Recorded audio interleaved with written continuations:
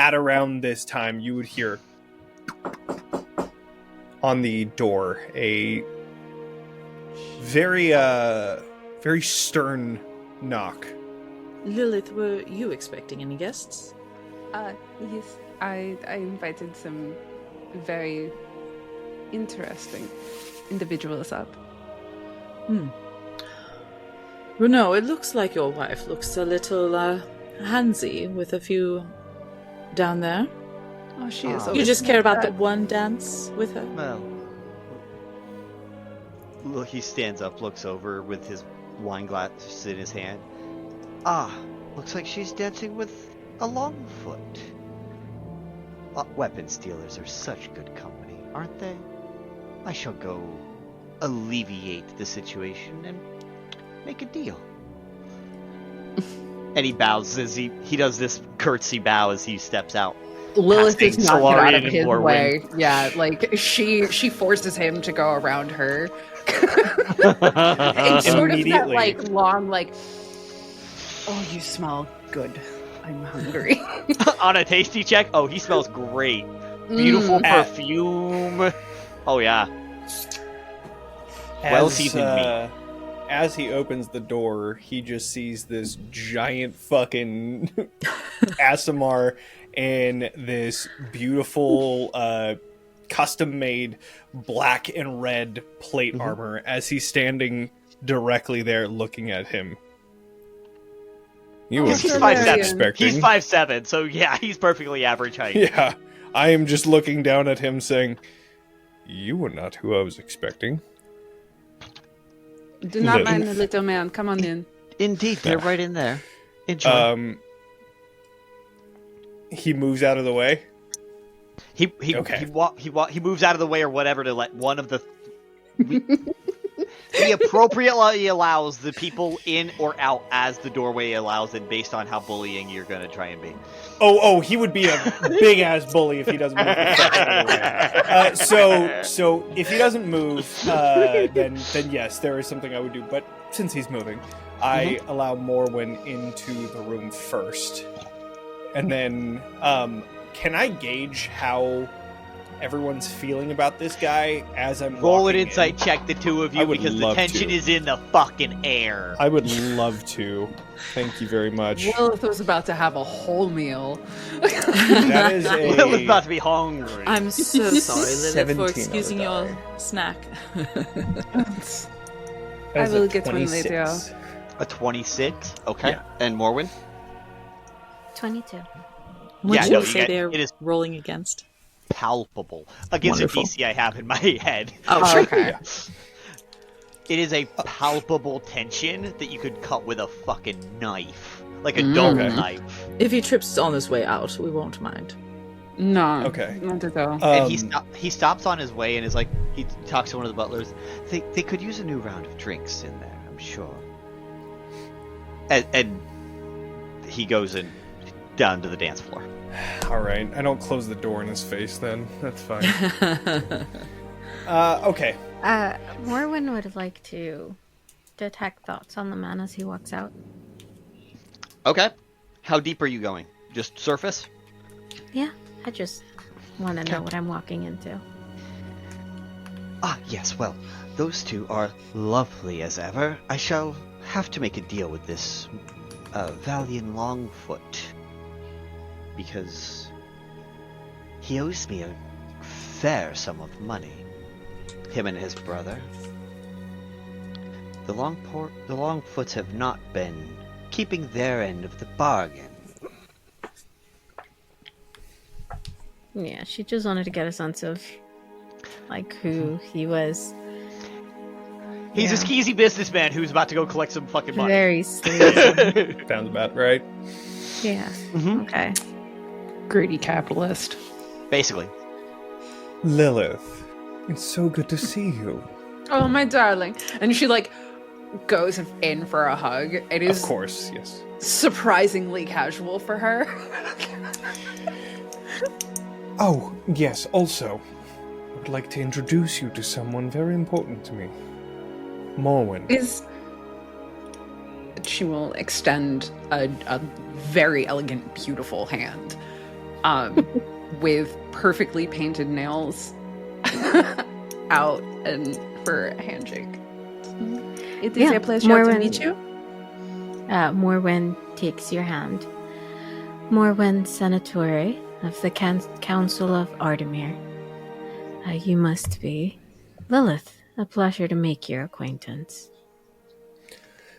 I was telling Lilith how much you would love to see her incredible library. Do you remember the library that was in the Feywild that was destroyed? Gets an eyebrow cock from her. Well, she has first edition books from that very same library. You see genuine interest in Morwen's eyes. I see. I attempted to recover some of the texts in that library.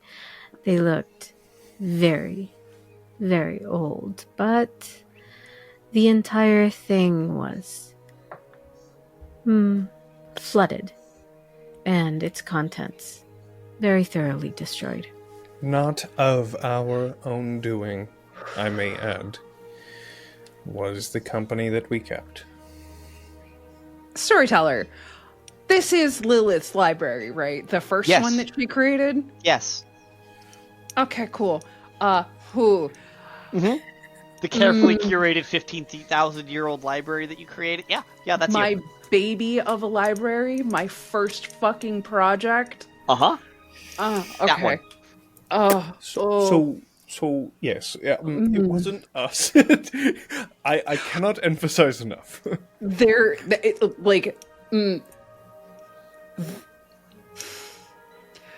is a moment where her eyebrow goes from being cocked to, excuse me, what? To all-out rage, and I am so sorry, Viola. I am so sorry, Morwen. The entire box gets encased in fucking shadow.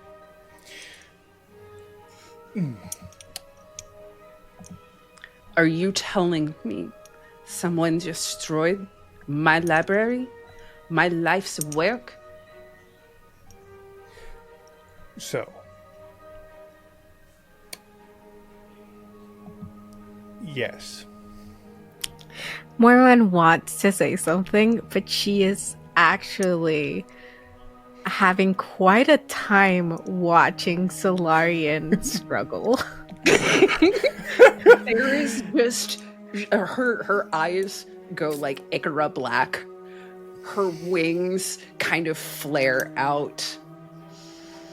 And her dress, which is floor length, it's stunning shades of red that melt into a black. It just kind of spill out. It's just this inky black tendrils of rage. And then she kind of takes a moment to grit herself. And I'm willing to roll to see how well this works. If you want me to. Just keep going for the moment. But she will kind of like swallow it down and look at Morwen and be like, you tried to save their books. Am I understanding that correctly? Yes, I did.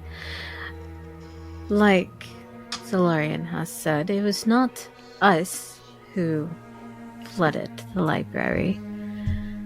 And I have no qualms in telling you who did it. Althea dead? No.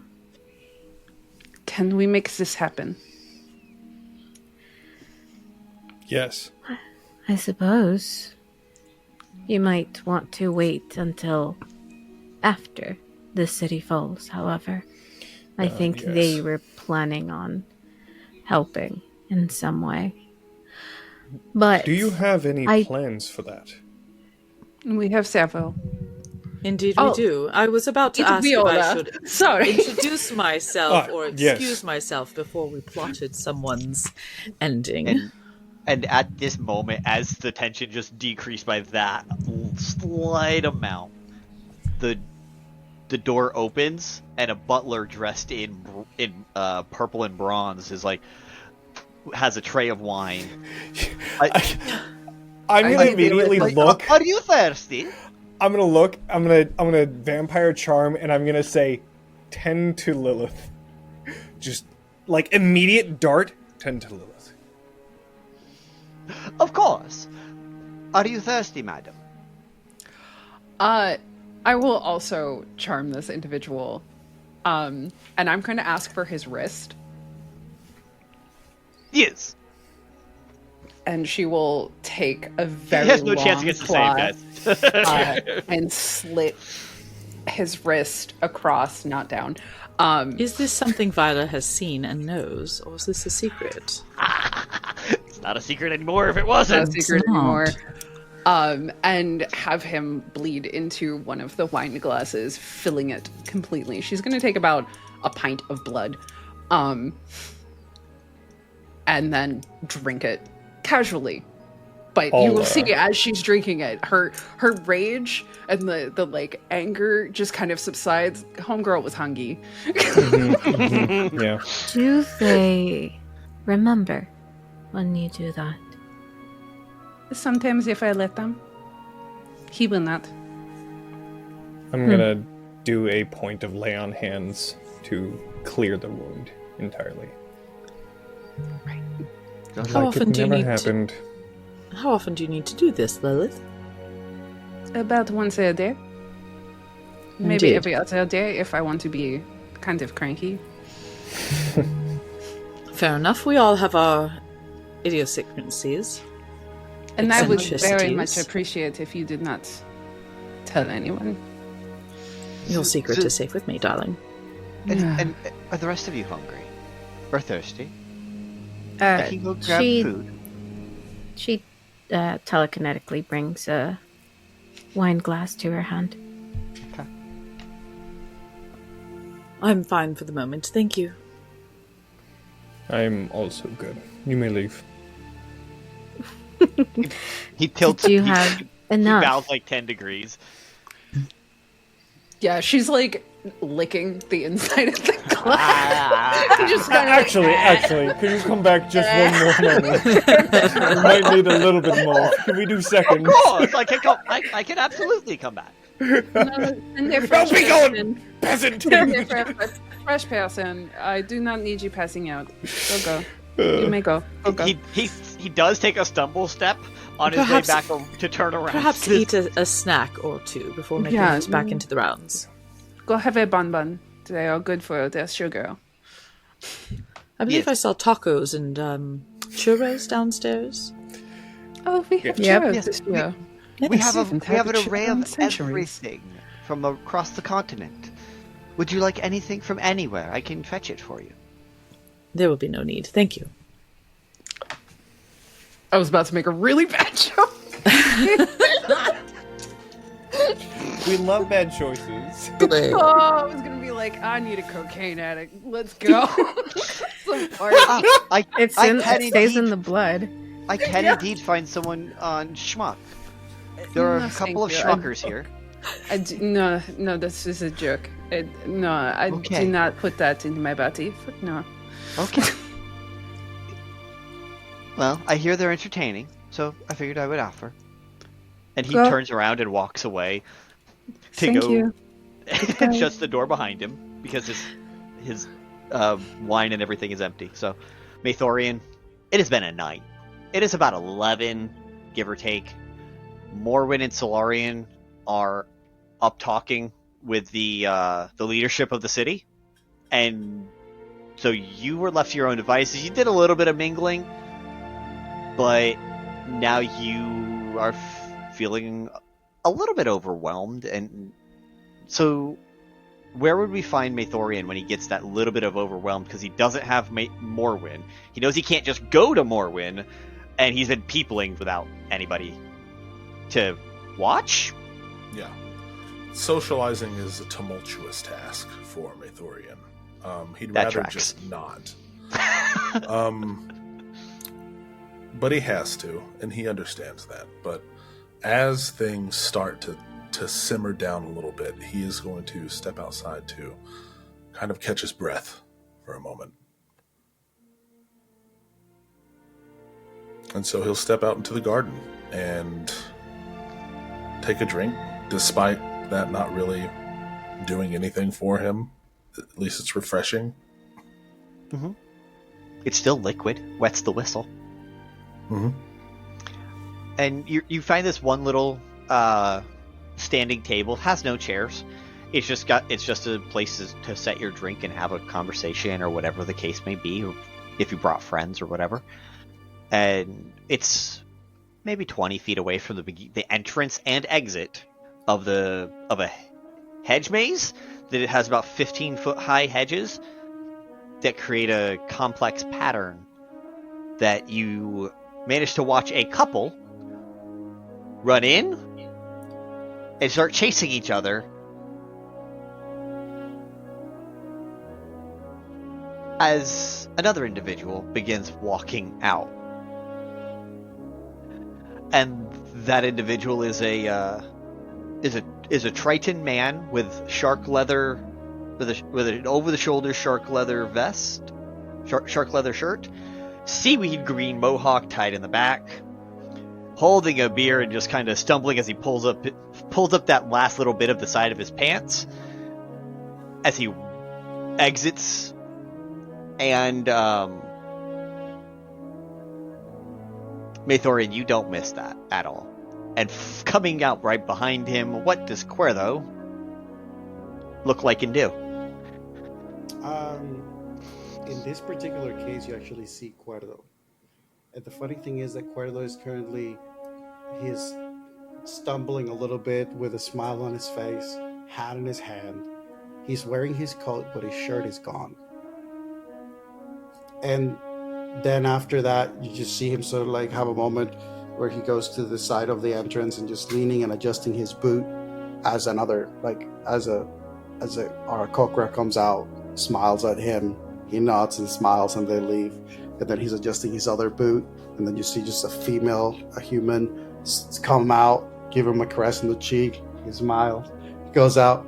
You see a pair of orcs that just look at him. He's like,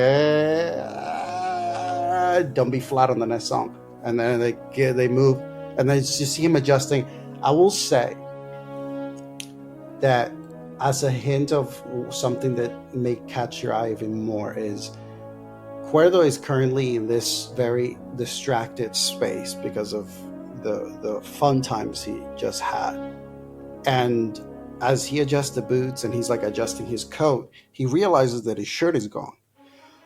And in like a very smooth way, you just see him like pull the lapels of his coat, and you're not fully sure, but suddenly it's like, wait, he is wearing a shirt. Wait, was he wearing a shirt before? Did I just imagine that?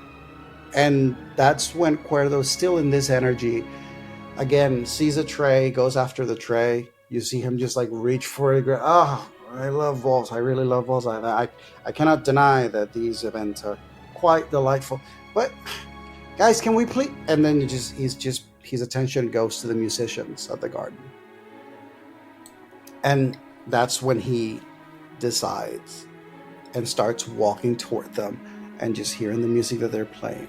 And now he's just staring very intently to figure out what they're playing before he decides to take matter into his own hands. Okay. What they're playing is not a very lively tune, but rather a more calming tune. Both of you roll an Arcana check for me.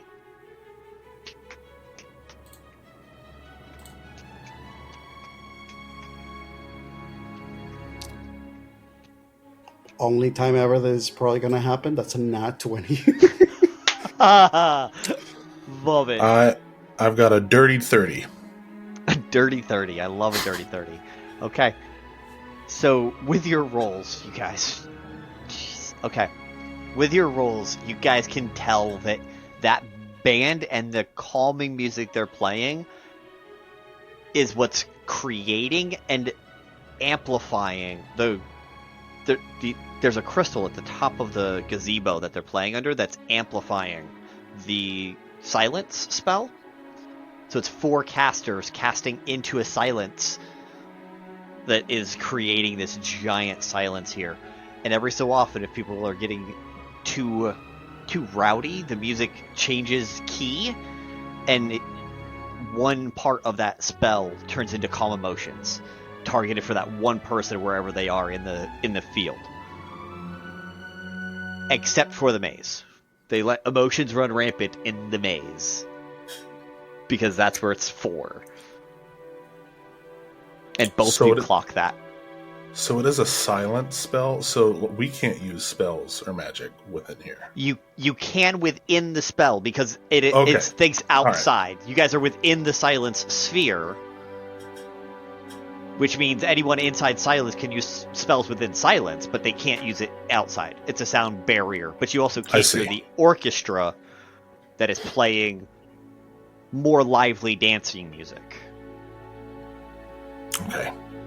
Total tone shift. I feel like Kuerdo very boldly as he's listening to the band, and then there's that concept of like he's not necessarily like a magically savvy individual, but he understands music and how music works in connection to magic.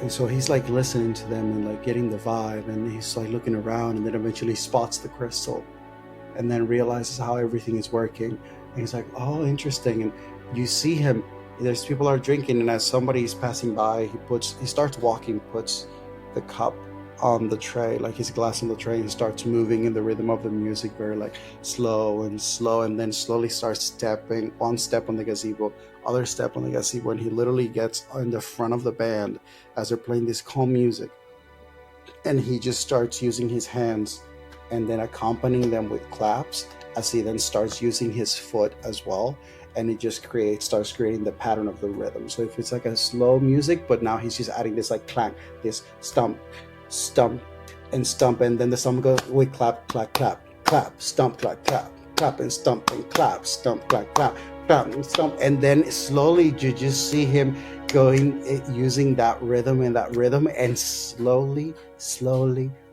he starts making it a little faster, and it's just trying to change the vibe of the energy as he reaches for one of his instruments, a small violin, and then it's just G, and then he keeps the rhythm, bam, bam, and the violin starts joining the rest of the group with like a solo that is just like a long notes, and then just a moment of long note and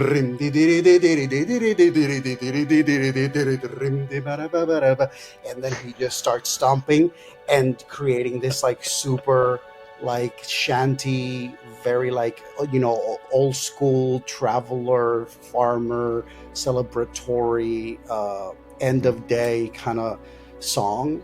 And it's just, he's curious. What he's trying to do is he's curious to see if this music even potentially change the color of the aura of the spell, in turn making it this like mood ring vibe too. And yeah.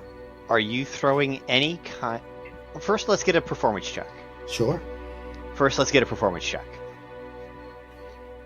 And I've got a follow-up question based on your roll. 27. All right, cool. While you're doing this, are you throwing any kind of spell or magic or using a spell slot? Any kind of thing. It doesn't have to be a spell specific. Just using your magic to try and manipulate this aura orb field thing. I think the only thing that actually Kuerdo is doing is using minor illusion to create little like specks that are basically like appearing and like it's like a little, like a very soft little light explosion, and fading and fading and fading, and they literally are on cue. So this is just like stuff that he is doing to create a visual representation of the rhythm of, like, the beat of the music. Has moments when he goes like dun dun dun dun dun dun, then light, dun dun dun dun dun, light, dun dun dun dun, light, light, light, da da da da da, light, and that's what he's doing. So you're making it a more of a spectacle of a performance. Yes. Fantastic. Maethorian, you can't help but hear this. You're within 50 feet of this thing. You cannot help but hear this, and whether if your back was facing it, you wouldn't have seen it, but if you were even rotating as you watched this person who made a shirt appear out of nowhere, going up it and joining the gazebo quartet, which was a bass, a harp, but like it was a cello, a harp, and a pair of what appeared to be violins. But with your refinement that Morwen has done, you would know that to actually be a viola and a violin, slight difference, but noticeable to those who know. I think that he would pretty quickly catch that what he saw was the changeling, right? Mm-hmm. Just because of like everything that he's involved in and the things that he knows to be watching out for. So he would pretty quickly at least assume. clock that person after that happens, and he was watching, so he saw this happen, I would think. Yep. What is Maethorian's thoughts as this is starting to occur and the vibes are starting to change, but he hasn't made a full effect on like the whole vibe of the entire gardens isn't shifted. It's just like an immediate surroundings. I think as he's seeing this happen, he's going to look up at the crystal. And do I see any kind of like fluctuation in like, is anything changing from the crystal because of what's happening? Carrying your Dirty 30 forward, you can tell that there was all one. It was all one color. It was all the same pale blue. But as soon as Kuerdo started throwing this little bit of chaos in there, you start seeing little specks of purple. But it's like a bright fey type purple that then starts to congeal with the rest of the pale blue, and it becomes pale blue again, but just like that slight half shade darker. But only because of your Dirty 30 can you realize that these colors are and vibrations are changing, but it's ever so slight. But it's changing. I think as he clocks that, he's just to himself, he's going to be like, an agent of chaos. Then he's going to look over to where where Morwen and Stellaris went. Then he's going to look back at what's going on, and he's going to be like, small diversion. Perhaps to keep the mind sharp. And he's going to kind of get more engaged, or get to an area where he can watch a little more thoroughly for a moment. Okay. The best place to do that is right by the fountain that is literally straight down. There's a small, not crowd, but there's a small couple of people who kind of stopped what they were doing. They were walking somewhere specific, stopped, turned their heads to watch this new spectacle. And they're just tapping their foot along to the same beat that Kuerdo is keeping. So on the same note as like the watching the crystal, am I seeing any difference in the crowd? Not yet. Not as of yet. They just seem to be like, that's a change. Like if it goes from calming and soothing melody for like an hour and a half or 2 hours, and then you immediately get this ba-ba-da-ba-da-ba-da-ba, like everyone's gonna be like, hang on. Heads turn when the beat and the tune and the tempo all change. That's what you're getting right this second, and they haven't adjusted. They're not dancing. They're not engaging in it. They are just realizing what's happening and looking to see another person in the quartet and just kind of stopping for a second to see what they think of this new alteration to the expected entertainment of the evening. Yeah. So Maethorian is basically like curious. I want to see what happens. Fuck it. Okay. So, All right. He's not wrong. They are quite entertaining. I run through quite a few of them in the both the docks and slums. Poor sods, but I'm so what it is. sorry. And Yes. what is your name? oh, beg pardon, Viola Diomedia. I'm in charge of the docks. If you've come in recently, you would have been greeted by my face. I had to have a recording made for all the people who are coming here. Give them an I idea of see. what to expect. And you would see a deeply tanned woman with white hair. She is wearing a white coat that is open as low as it can go, and a pair of pants with a the jacket itself has this delightful train that is entirely adorned with feathers, white feathers. Nice. Well, I usually don't travel using the docks. Oh. More of a teleportation person myself. But my name is Solarian. Wonderful to meet you. And Morwen, I did catch your name in the introduction. Nice to meet you as well. And you asked if we had some form of a plan? Yes. Are you aware of the timing of the fall? Everything. As close as we can figure, yes. There's a couple different key factors. I've heard tell that there is something to do with the moons all aligning. We have, it seems, a couple more days. But Yes, that is the The calculation city- and the thing I'm watching. the city will fall before the fair is over. Oh, That is my trust expectation as well. We have fought tooth and nail to not have this shindig, but we lost out because people want to line their pockets. If you are able to look past the darkness that is going to be cast when the ball drops, you will see my work in action. Each of the airships that has come here is stationed here for the duration of the week. They have all been given codes on what to do once an evacuation is called. 2 different codes, if I'm honest. But I don't think it is a bad idea to have that ability to teleport ready, or knowing where the closest place to load onto an airship would be at all times. I think we have possibly 2 or 3 days. Are you doing anything to stop the city from falling? As far as my resources are able, I don't have all the information. I did send some of my people down to help. Somebody below the city was trying to create some plan to catch it.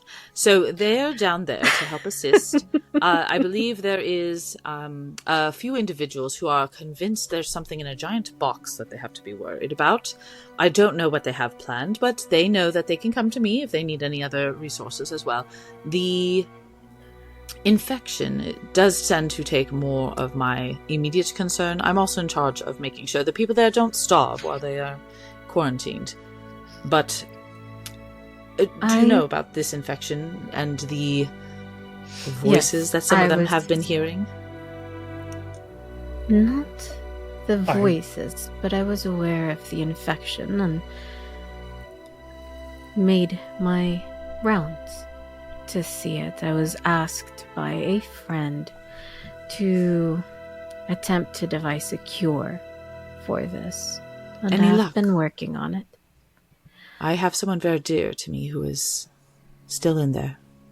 There was a person that I knew with a very symbiotic relation with whatever the voices are. Actually, they're here now, and I'm going to point down to Tommy. Yes. I've spent quite a few times with him, and he didn't seem to have any of the telltale signs. In fact, we were recently... if you go near the crystals, you do tend to glow. He did not seem able to do so. Are you sure? Are you sure he's infected? Yes, I saw it with my own eyes, and I heard it in my head. You heard the thing? know that the Him. infection is transmitted via touch. Indeed. And it is travels Luckily, I very didn't touch him then. quickly. Yes, there was a gentleman I convinced to stay in quarantine who wanted to go gallivanting all about town. Thankfully, Did we you put a kill stop him? to that. No, I convinced him to stay in quarantine. He's part of why I made that deal, to send somebody down to the mainland. Well, I have nothing yet. We did disintegrate the individual, and that seemed to do something, but The infected individual? yes. Oh, he came back just fine. Was he still infected when he came back after disintegration? Is that a possible cure? Do I know? Because all signs me, the that you have player, seen, all signs you have knows. seen is it. Not, he came back and had none of the blue patches or anything like that. So Morwen, at the moment, feels like the odds are high that it is no longer in link. right?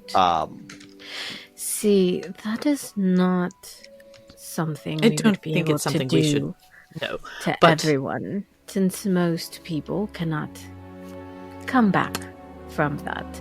Ah. It was a drastic measure, seeing as they were in my home. Now,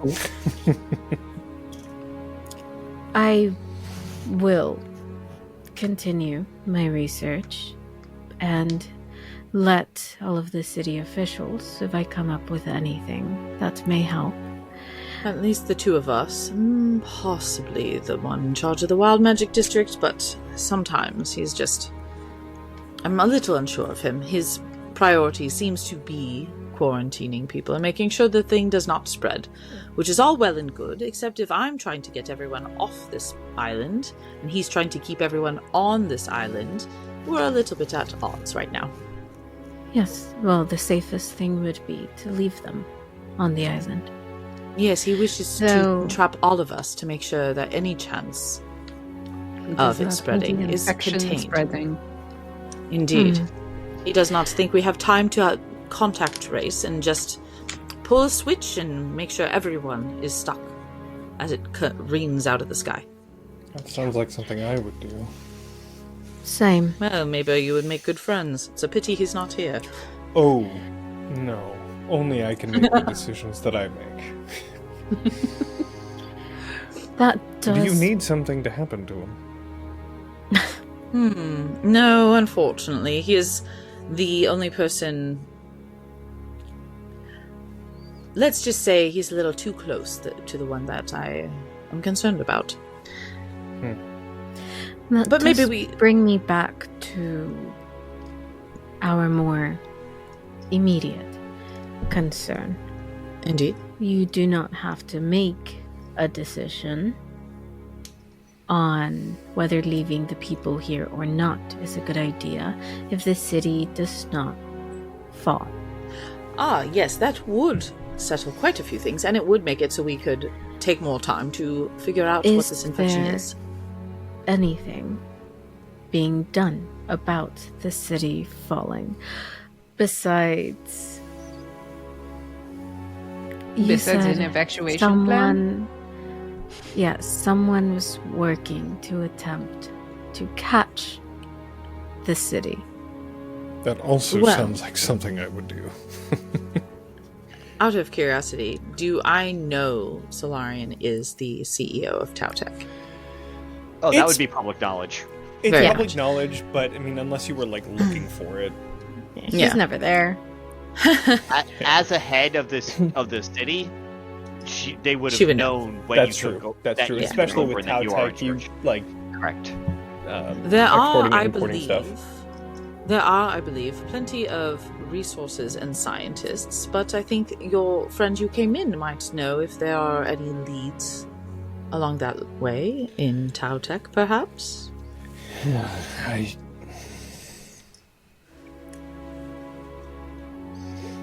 The only thing that I know of is that there was a defector of sorts from Tautech that had done the calculations and had taken into effect the amount of people that are here. All I know is that 3 days from now, it is going to happen. And you have not been spending every bit of your company's resources to try and rectify the situation? The concern is that all the crystals will fail and everything that floats or flies or transports us will fail. That is why we are doing, 1, this drill, and 2, I have to create a whole nother failsafe for when these airships, powered no less by these crystals, will also come crushing out of the sky. Yes, You will I am find aware. Solarian not to be a very caring type. I am aware of the situation. We've already had our time filled with one of those. Yeah, Solarian Careful. is very different from that one.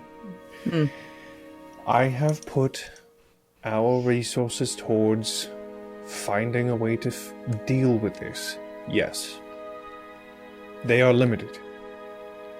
As you know, the calculations of how long this would take were drastically all over the place. Finally, I have found a person that found a more reasonable calculation, and I have put them in a place of power to make sure it doesn't happen. Now, I have been fucking busy the past few days because life is outside of just here. It is, So- but you have plenty of people that could have been working on it this entire time. I have people working on it. They are just limited. There is only so much people can do.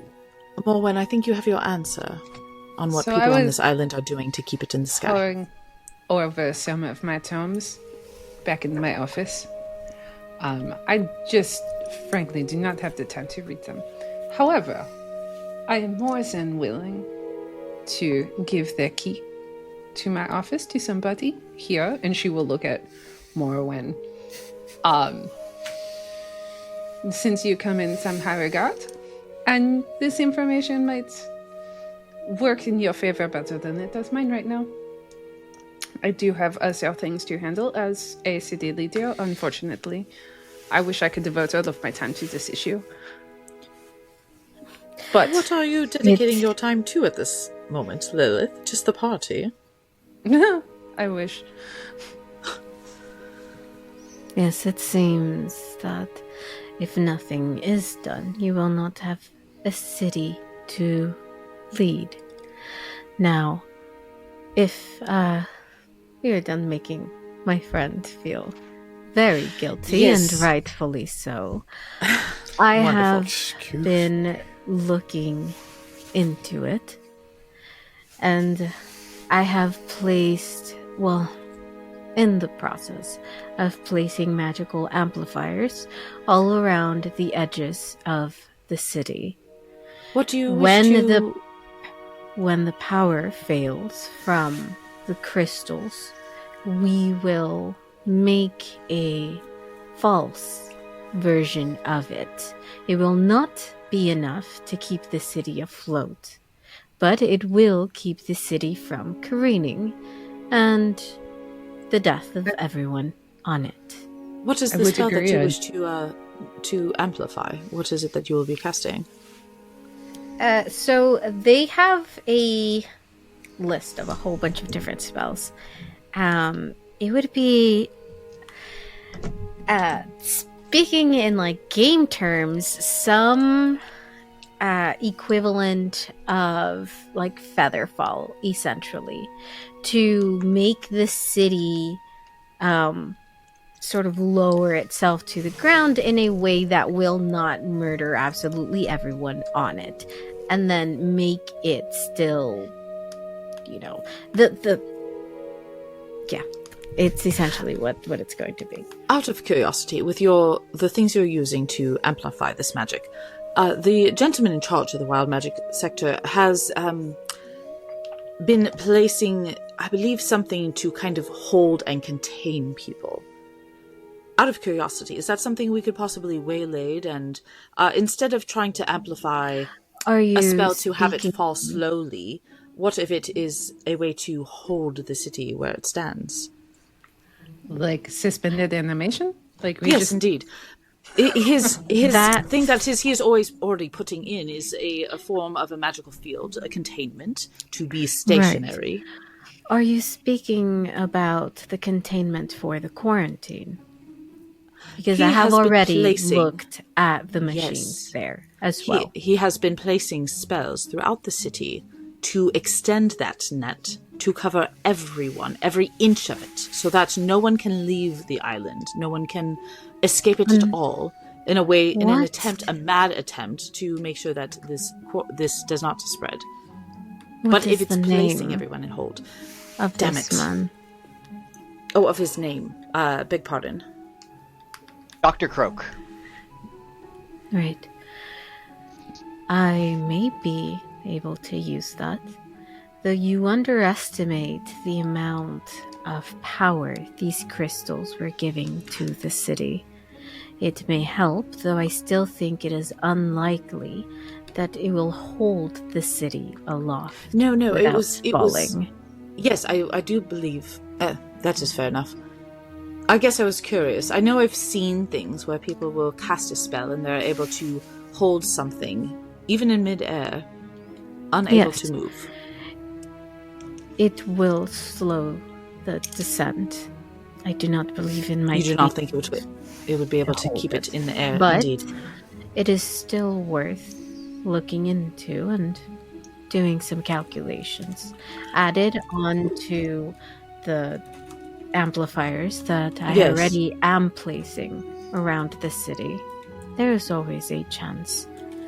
We are using scrolls to put on each of the airships. Is that something that can be helpful? Basically a failsafe for when all those crystals die.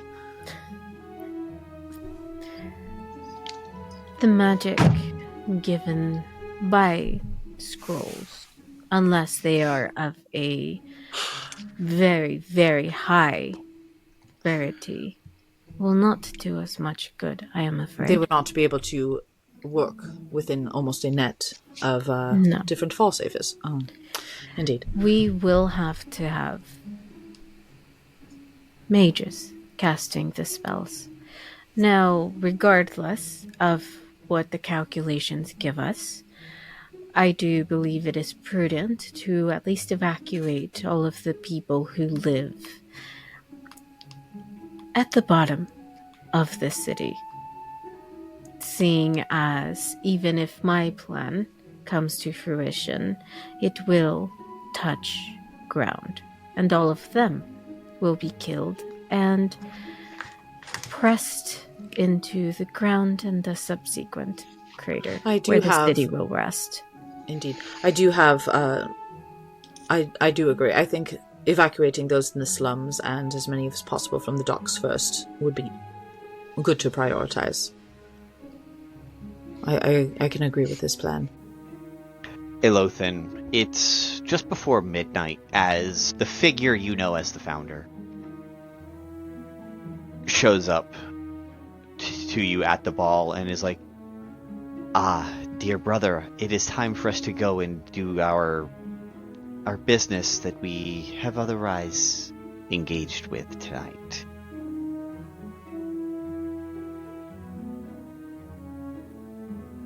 What's the plan?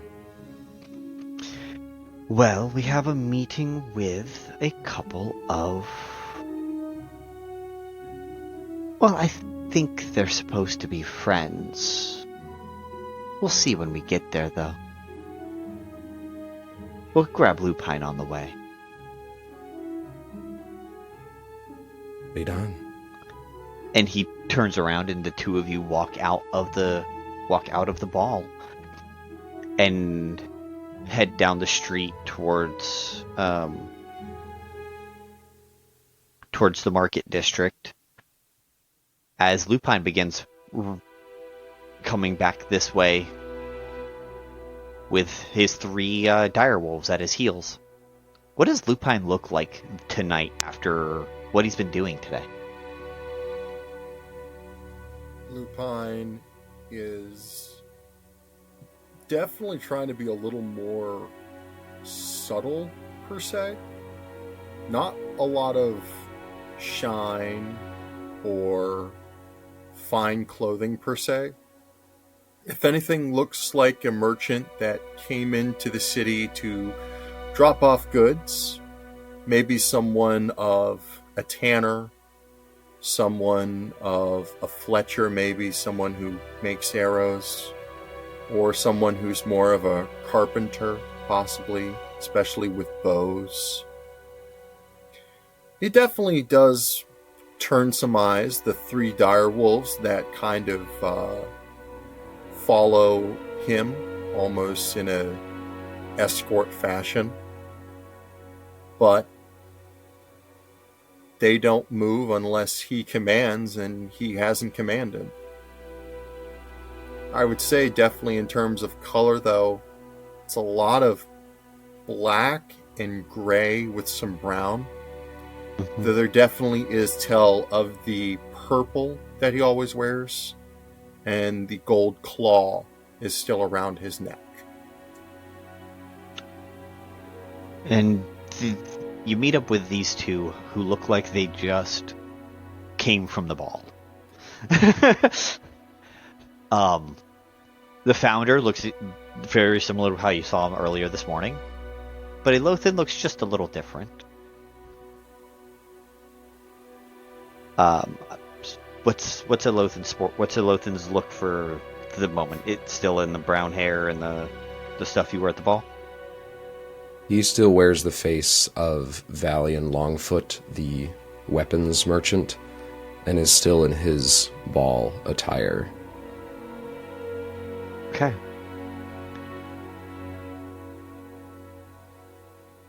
And the founder goes up and is like, come, walk with me, Lupine. Have your arrangements been made that you had to go make today? Call has been sent out, and everyone is out. Good. Well, we're headed to go meet up with some members of the Raven Court to see what their progress has been about saving this city, because they're supposed to be helping us with that problem. I believe Vaelith and Myacin are both supposed to be there. I guess I'm being brought along for the muscle, aren't I? Of course. Of course. We absolutely need those fabulous muscles of yours. And Aelothin, your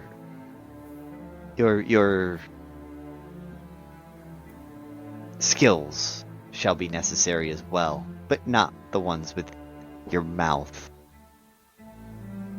Your other set of skills. Your more finesse skill.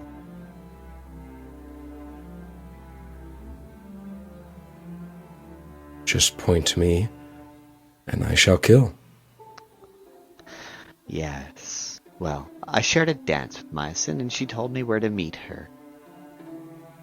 Shall we away? Let's. I grow tiresome of this city. Makes me itch all over. Well, the good news is, you'll get to check a vampire off your list, Lupine.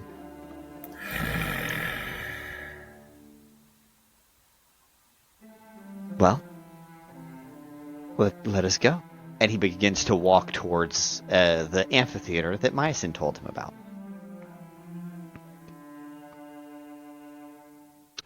It would not be hard to make such an adjustment. I can put a few of my own ships, make sure they're the ones who head there first, as they will not have as far to travel.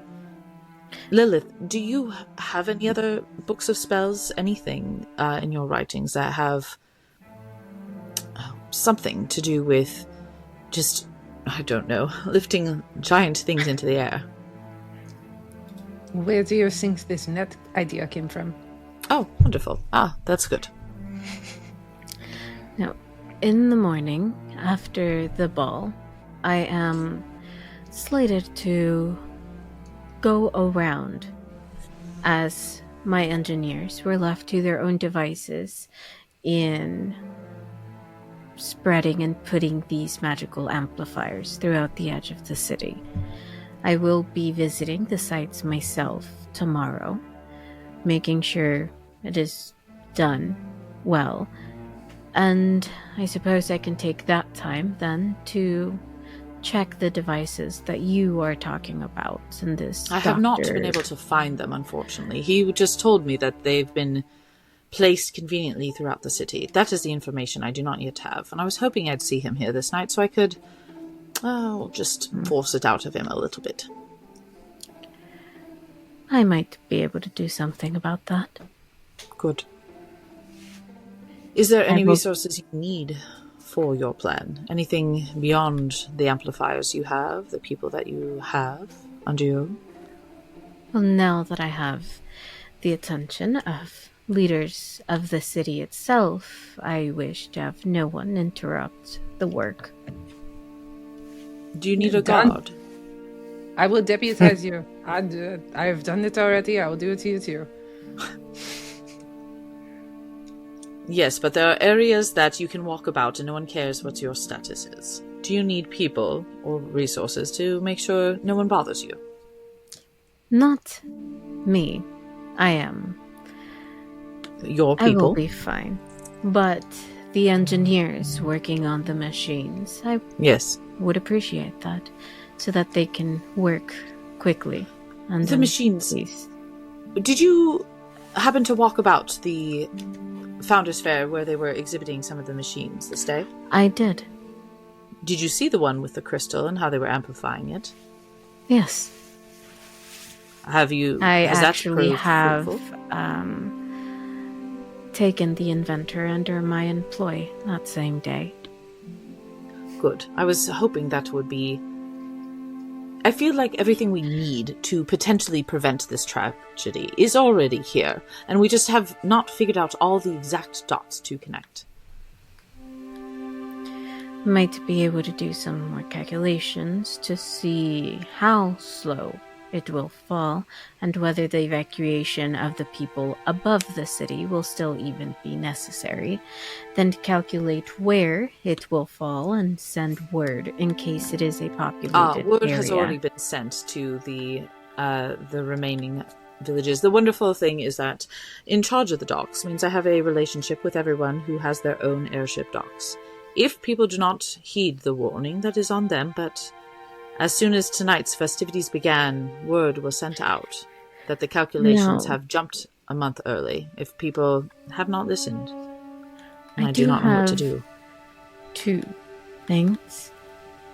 First, you did say something about a man and a tree. Yes. Do you know this man's name? I knew it. So, it seems we are working with the same man. He boasts a lot and said he'd be able to catch the city on his own, though I trust nothing that comes out of his mouth, and have hence made my own preparations. I ask this not because his tree will really change any of the plans we are making, but Lilith, that is the man who destroyed your library.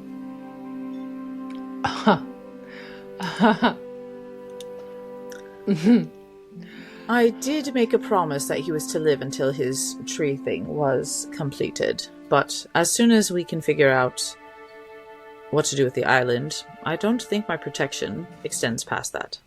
Well, you made a promise. That's None true. of us did. That is very true. Unfortunately, this crazed infected man, I do not know what to make of it if he decides that the death of his friend came too early, as he decides to run about this town. Oh, we simply put him down as well.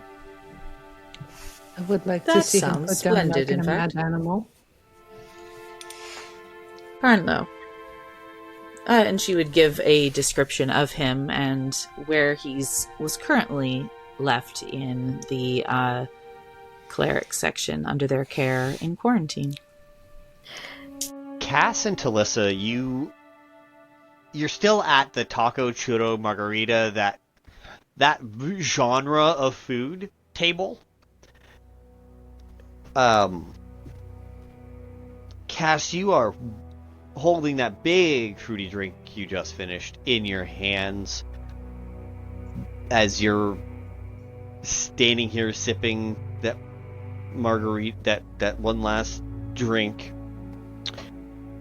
And it's getting near midnight. And Conrad, you see him on his way over as Telissa is picking out a new plate of food from the churro place. Options. From the options. Telissa's had a ton of food today. Telissa, hear me out. This is a great idea. You know how churros are like kind of hollow in the middle? Yeah. And you know how taquitos are long? Yeah. She's instantly going to try it. She's instantly going to try it, and that's what you come up on is you just see this evening and a taquito shoved into a churro. She's trying to create a churrito. Yep. Why is it spicy? And sweet at the same time. He's like, it's so good. It's just like super sweet, but like savory, and like, where she shoves it in her mouth. I'm a genius.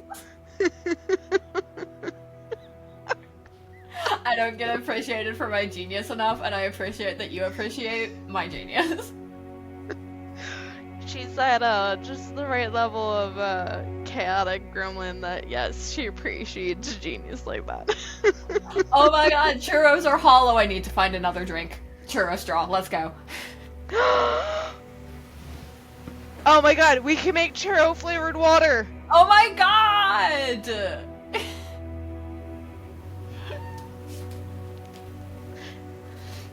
And then, like, I don't know, what do you do with those soggy churro? Do you just top it on ice cream? Like, what do you do? Do you... I don't know, some people don't like wet bread. I don't like non-wet foods. That's fair, but it's so good that I don't want to waste it. So it's like, what do I do with it? I bet we could find ice cream for it. Or, oh my god, okay, wet churro inside of another churro.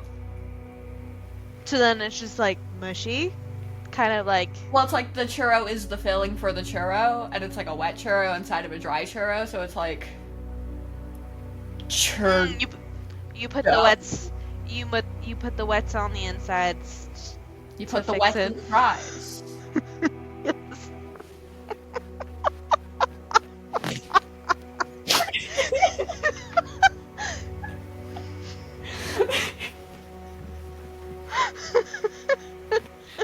Yep, yep. That's the conversation that we're having. As Conrad walks up. We're doing science. No, stop. Having left Vulcan and Tommy, who were off to another table, chanting, "Sweets and meats, sweets and meats." And you just walk up to her, shoving a taquito into a churro, talking about the options of churro consumption. Putting wet churro inside of a churro. Oh, what if you stick a paper straw inside of the churro so that way it doesn't get soggy, but you can still use the churro as a straw? But then you have a wet straw in your churro. And wet paper straw. All of the implications then right now. You can just eat it like a popsicle stick. But wet paper's yucky. No, but like a popsicle stick, like you have the stick in the middle, so you eat around it. So you eat the churro around the straw. But popsicle stick is hard and not wet paper. That's because you have to get good quality paper straws. You can't get the shitty ones. Okay. What if? Oh my god, what if? Okay, so you know how like caramel gets like kind of hard? Caramel straw inside a churro. Yes! Oh, yes! Yes! That's it. Horchata with the caramel straw. That's it. That's we it. need to go. We need to make this like tomorrow at the cafe. Proof of concept. We can do it. Exactly. And then you have a new menu item. It's perfect. Oh my god, you'll get like royalties. Yes. Yes. Because canonically, only the muffins are free at Cass's. I'm just going to be completely flabbergasted, but at the same time, I'm not going to show it because at this point in the night, I've pretty much seen everything. The whole factor of, Morwen, Varric, meats and sweets, how I entered this damn place. You know, this doesn't surprise me. It fucking tracks. So I'm just going to be like, I'm going to be the quiet support system just sitting here watching. Dude, is Conrad just like standing? Do we notice like his presence, or are we just? I'm like, just standing there eating. Okay. Roll a perception check to see if Telissa notices. Can I do a stealth check to hide in plain sight? You can absolutely roll a stealth against their perception.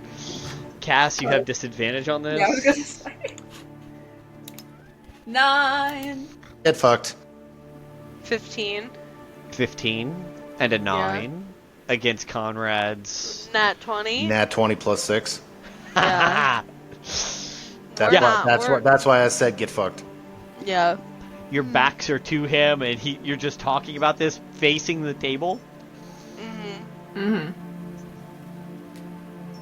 What if they made like drinkable ice cream that you could drink through the caramel straw? And I'm just making ambiance. Wouldn't that just be a milkshake? You're so right. Or like a smoothie, but smoothies are made with yogurt. That's like a sherbet. Schmogert. Schmogert.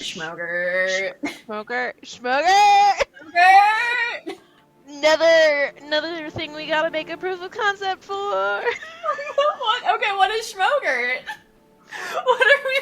What's the concept? What's the concept of schmogert? I don't know. I thought it was just like ice cream made with yogurt. I think that exists. I think that's frozen yogurt. A little halfling walks up, and it is like, I found a new product that might help you with the schmuck sound, and just hands you a vial of schmuck.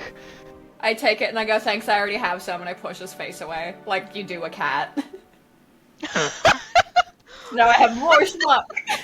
Roll roll a perception check. Regular? Disadvantage, homie. 7? How much how much money did Cass bring with her tonight? Or other Cass has valuables? everything inside of her bag of holding. Okay. Can I do a perception check to see what's going on? You can absolutely do that. As just a small little bracelet that was on it, just an innocuous bracelet Cass had on, is now not there anymore. I got an 18. Well, it didn't beat his sleight of hand. Scary dog privilege is privileging. It is. It is. Because if I see it, I'm going to attempt to pickpocket his ass. He just, I'm so sorry, and then walks away. He took my bracelet? He took your bracelet. No! Can I insight his intentions? No, your perception check didn't let you realize anything was off, except he was offering schmuck, and you saw that he got pushed away. Okay, but I did take the schmuck, right? You do have the schmuck, yes. You lost the bracelet, gained schmuck. I'm gonna assume it's real schmuck. It is. It is, in fact, real schmuck. It's an orange powder. Yeah, Telissa like, ooh, what's that? It's drugs, you don't need it. Okay. You need... what was it? Schmogert? Schmogert? Schmogert? Schmogert. Schmogert. Now I want ice cream. I'm literally writing all of these names down just so you know. I want ice cream. Fried ice cream sounds really good. Do you think they have that here? I bet. Telissa's probably still eating a fucking taco. And the two... and the churro with the taquito in the middle of it. So Cass is notably not eating anything. The two of you turn around, and Conrad is right there. Oh my god. Telissa's gonna let out a little shriek because she was very engrossed in the conversation that she didn't notice he was there. So she's just like, oh my god, Conrad, have you seen Tommy? I have the best idea for a new thing for the bakery. And it's also her idea, and it's our idea, and we're doing it together. He's over there chanting meats and sweets with Vulcan. Oh my god, what if you put meat in the churro? Wait, we already did that with the taquito, didn't we? yeah, we already put meat in the... Yeah, because taquito has chicken. Because I'm definitely here for the taquito and schmogert. We didn't put schmogert in the taquito. No. Schmogert? Not yet, at least. No, but you guys were talking about it, and I heard and saw this, so therefore I'm relaying the messages that you guys were talking out loud and letting you know that I've been here a while. But the night is still young. We can go get schmogert and to put it in our churro. What if we use churros as spoons for a schmogert? Oh my god, edible spoons? Yes. Yeah. As Conrad, you know where you left Tommy and Vulcan, so you try to take them that direction. Now, Lilith, I offer this information to come to my second point. I will bring to you all of the books that I managed to salvage from what I know now to have been your collection, and I do very much appreciate access to the rest of them. I will make sure that you have a key. For your information, the key is actually just a passphrase. Cute. Nice. And it changes every day because she's fucking paranoid. I love that. Morwen is paranoid as fuck too. Really? I never would have thought that. Yeah, I know. Yeah. A lot of her stuff is linked to your essence as a person. So it's like soul linked stuff. That's cool. So she could definitely teach you to do that. So it's like if you have explicitly given someone permission, that type of stuff. Yeah, it would be like exclusive permission for her. Mm-hmm. Yeah. I love that. Well, thank you very much, Solarian. It is the least I can do. Right. I'm very glad you brought this introduction about. Of course. As I Solarian, said, I like knew this one you very would. much. I figured you two would. If you ever want a touch of the darkness, please let me know. I will take you up on that. Speaking of darkness and needing power, Morwen. Yes? There's something that we need to watch. Right. Is it that time already? Is it something little entertainment for the evening? Ah, you could say that. Yes. Is it something that will be seen once the darkness is put over ahead? Well, there is something happening elsewhere that will coincide with that moment. But You can A private party call event. Yes, a private yes. entertainment. I'm Oh, sorry. That which I is- wasn't busy. Sounds like it was going to be quite the show. I don't think that anyone would like to be there outside of the ones that we know. This is going to be a dangerous one. Hopefully. Very Hopefully. I've already died once in my life. What's a little danger?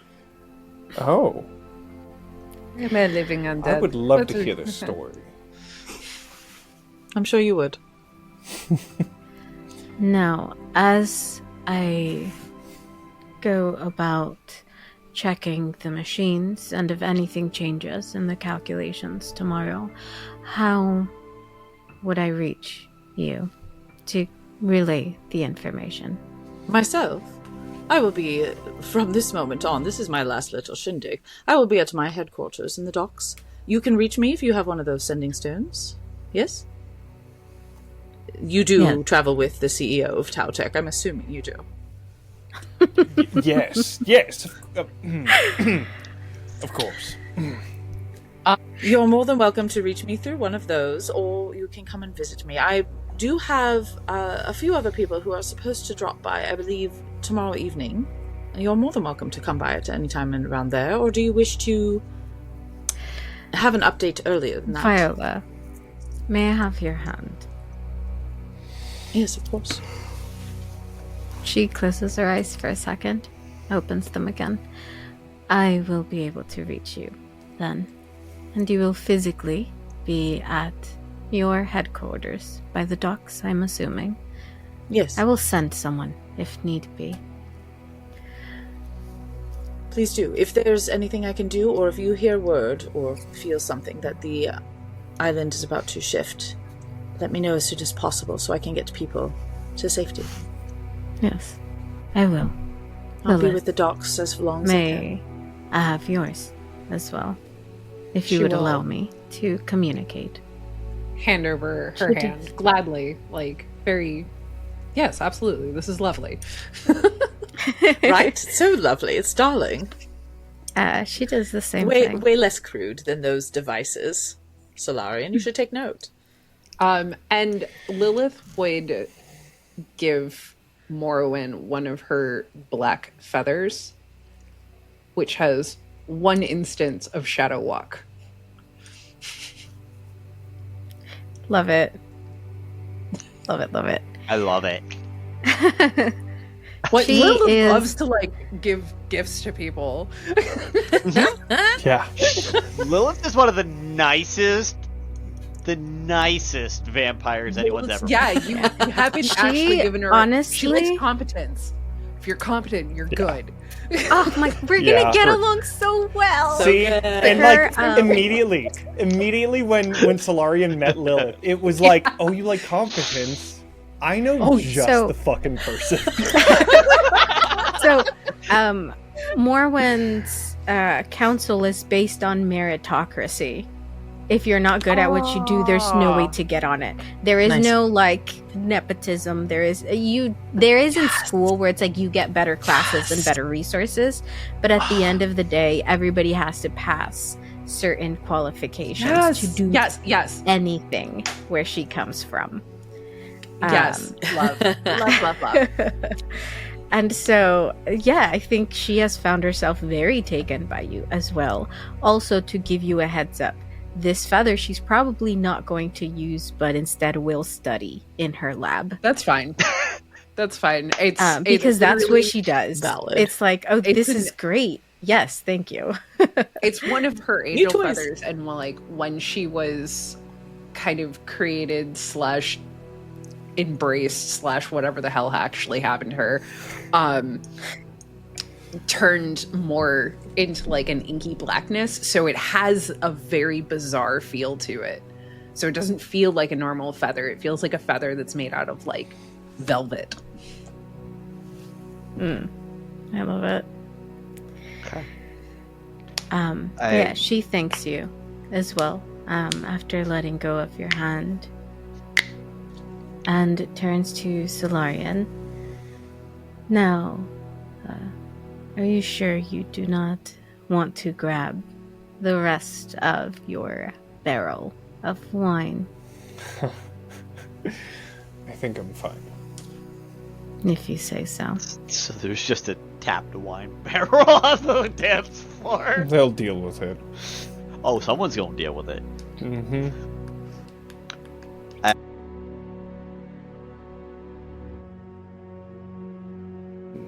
So as Solarian and Morwen are leaving to go set up their observation table, to put it simply, what is going through Solarian and Morwen's minds respectively about the conversations they just had? Start with Solarian. Who the fuck is this Viola person? Also, how dare? But, like, also... the right. What a That's chastised little kid. I love it. That's it. Oh, absolutely. Yeah. Oh. Okay. My inspiration for Solarian is Homelander and how much of a child he is, as well as the fact, like, he thinks that he's better than everybody else. So that is, like, 100% who I think of when I'm like, what is he doing? Oh, he's doing whatever the fuck Homelander would do. WWHD.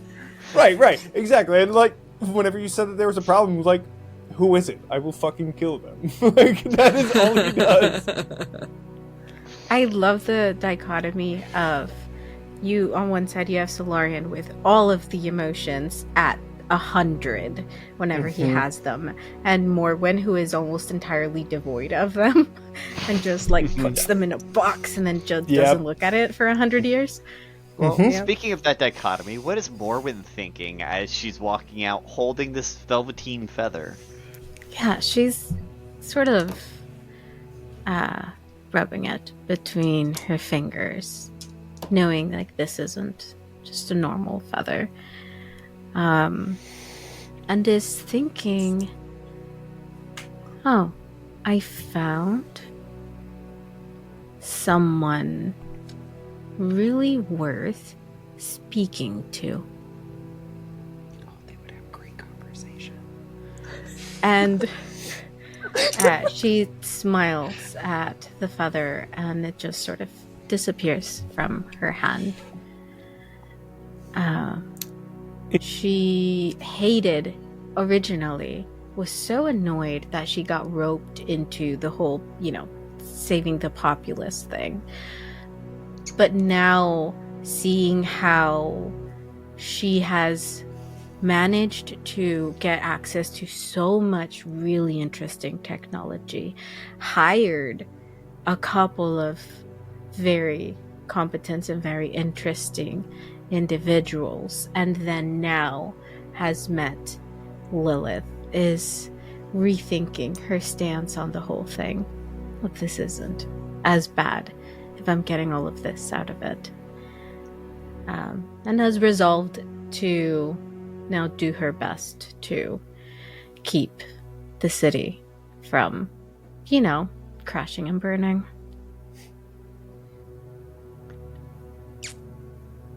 As she's holding the feather, Solarian would say, if you wanted a vial of her blood, you can probably just ask her. I got some.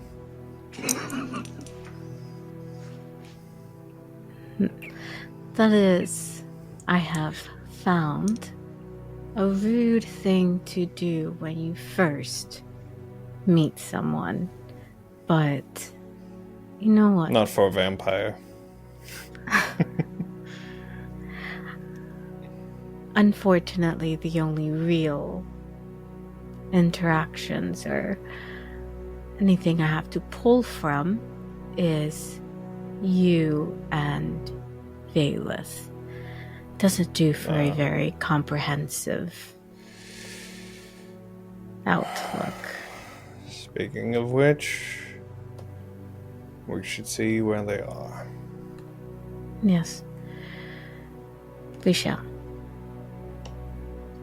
After another 10 minutes, 15 minutes of playtime, Kuerdo, what are you going to do? So, unlike the way that the previous version of Kuerdo would have reacted to this, is he would have figured out a way to, after 10-15 minutes, just basically be like, we can go for half an hour, and then we can go for 45, and then like we can make it so that everybody who's in this party wants to just be around this gazebo. And at first, the thought is the same. It starts like that because he's elevated from the high of having been, in the maze, and the joy and the music and the magic and all of these things. And so you can see as people are getting more and more into this, and he seems to be playing and having a blast, and he's like dancing and doing some hops with his feet as he's like doing the making sure that his heels keep the make the drum beat while he's playing the violin. There's a moment where he's playing, looking at everybody, and then there's a slight sort of shift in his face, and he kind of goes a little distant as he's playing. He's very good. He's been performing his whole life, so he knows how to multitask. So the playing still goes and it still happens, and he's just seemingly thinking, and eventually you just see him have some sort of realization as he turns to the quartet, gives them a sign, as all musicians know, like when someone is leading the song, if the song is going to end, you have the person that is going to give you the signal of like, we're wrapping up. And you see him kind of give them the 5, 6, 5, 6, 7, 8, and ends, and he just makes a whole flare of a solo by himself, reaching the highest pitch notes of the violin. It just extends it and then ends it, and then bows. And as he bows, he just sort of pretends to stumble to the side of the gazebo and starts walking away from it. Maethorian, let's get an insight check on that entire experience against what that was, and Kuerdo will let you describe what he gets for that insight. Just an 18. Okay. On an 18, what do you think Maethorian would have gotten, as other parts of the crowd are applauding, but he's ahead over all of them? At least a head taller. He's tall, lanky guy. He's like 6'7", so. I think the thing that you notice the most, especially I think is because of your height, is, he's very engaged with the crowd. And you have this moment where maybe there's like some hands of people in front of you that kind of cover your view for a moment. There's like that, maybe somebody goes like, oh, like this and that. And so you kind of like, Kuerdo just kind of disappears just for a brief second, just a blink of an eye. But it is enough, and it actually, in a way, kind of helps. The fact that there's a moment when a hand moves right by your face in the time as Kuerdo's face is shifting. And so what happens is that because of that brief absence of his face, in that blink, the drastic transition between his smile to then his sort of like inward expression, distant expression, becomes even more severe for you.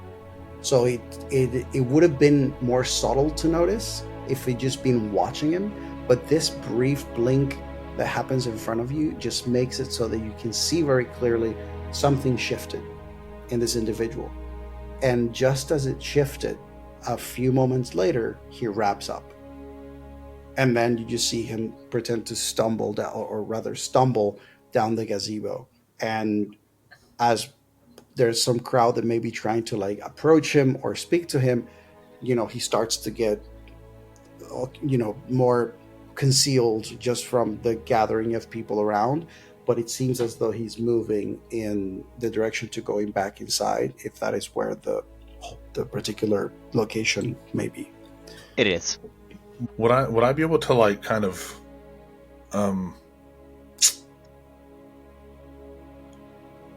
recognize the emotion?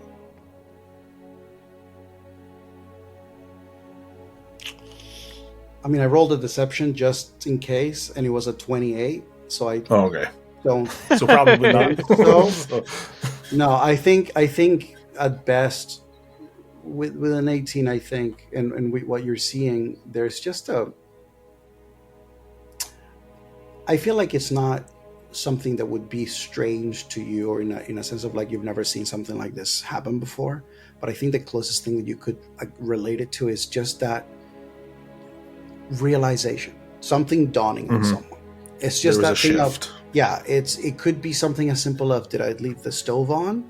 Or something as, oh right, yeah, like I'm alone in the world. Like it could be anywhere within that spectrum, which is quite broad. But you have also the ending of the music right after to give you a sense of whether or not it is weighted enough that makes this individual wrap up the music and then leave. Okay. And Kuerdo starts to head back in. I think that I would also head back in, keeping an eye on this individual. Okay. Go ahead and roll a perception check, perception or investigation with advantage. Now you're talking. And Kuerdo, you get a stealth check against this because you've got a crowd, you're drunk, you're running chaos, and you're a changeling. So you do get a stealth check against this. Investigation, that's a 29. Love it. Yeah. I still have only rolled 118. Everything else that I have rolled so far has been below a 10. That's a 27. So just barely. Okay. Wow.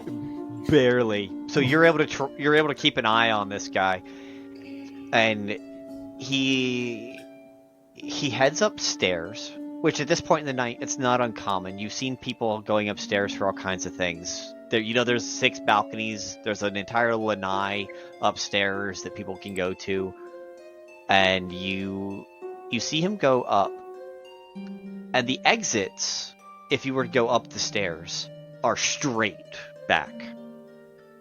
However, he cuts to the right towards like he's going to the balconies. And here's where it gets a little easier for you. He doesn't turn down towards the balcony. He just walks straight off down the hallway, as if looking for something. And there's no one else down the hallway. In fact, the lights are off down that hallway specifically past a certain point, because no one's supposed to be going into those parts of the building, because, well, the ball is here. Do I notice someone is following me? That's where I'm going to get you to roll a perception check on him.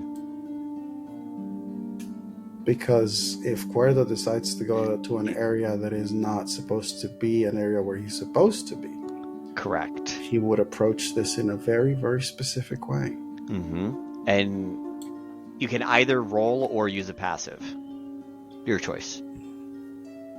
I mean, it's whether or not Kuerdo's actively looking around, or whether he's just kind of trusting his periphery. Yeah, I feel like they would both work, in the sense that it's like his passive would be active during the time that he like went back inside and decided, oh, I think I want to research or investigate this thing. And knowing that he just finished a set and there's people that may have interest on him, he would have attempted to appease those people, get all that sorted, and then start to make his way upstairs.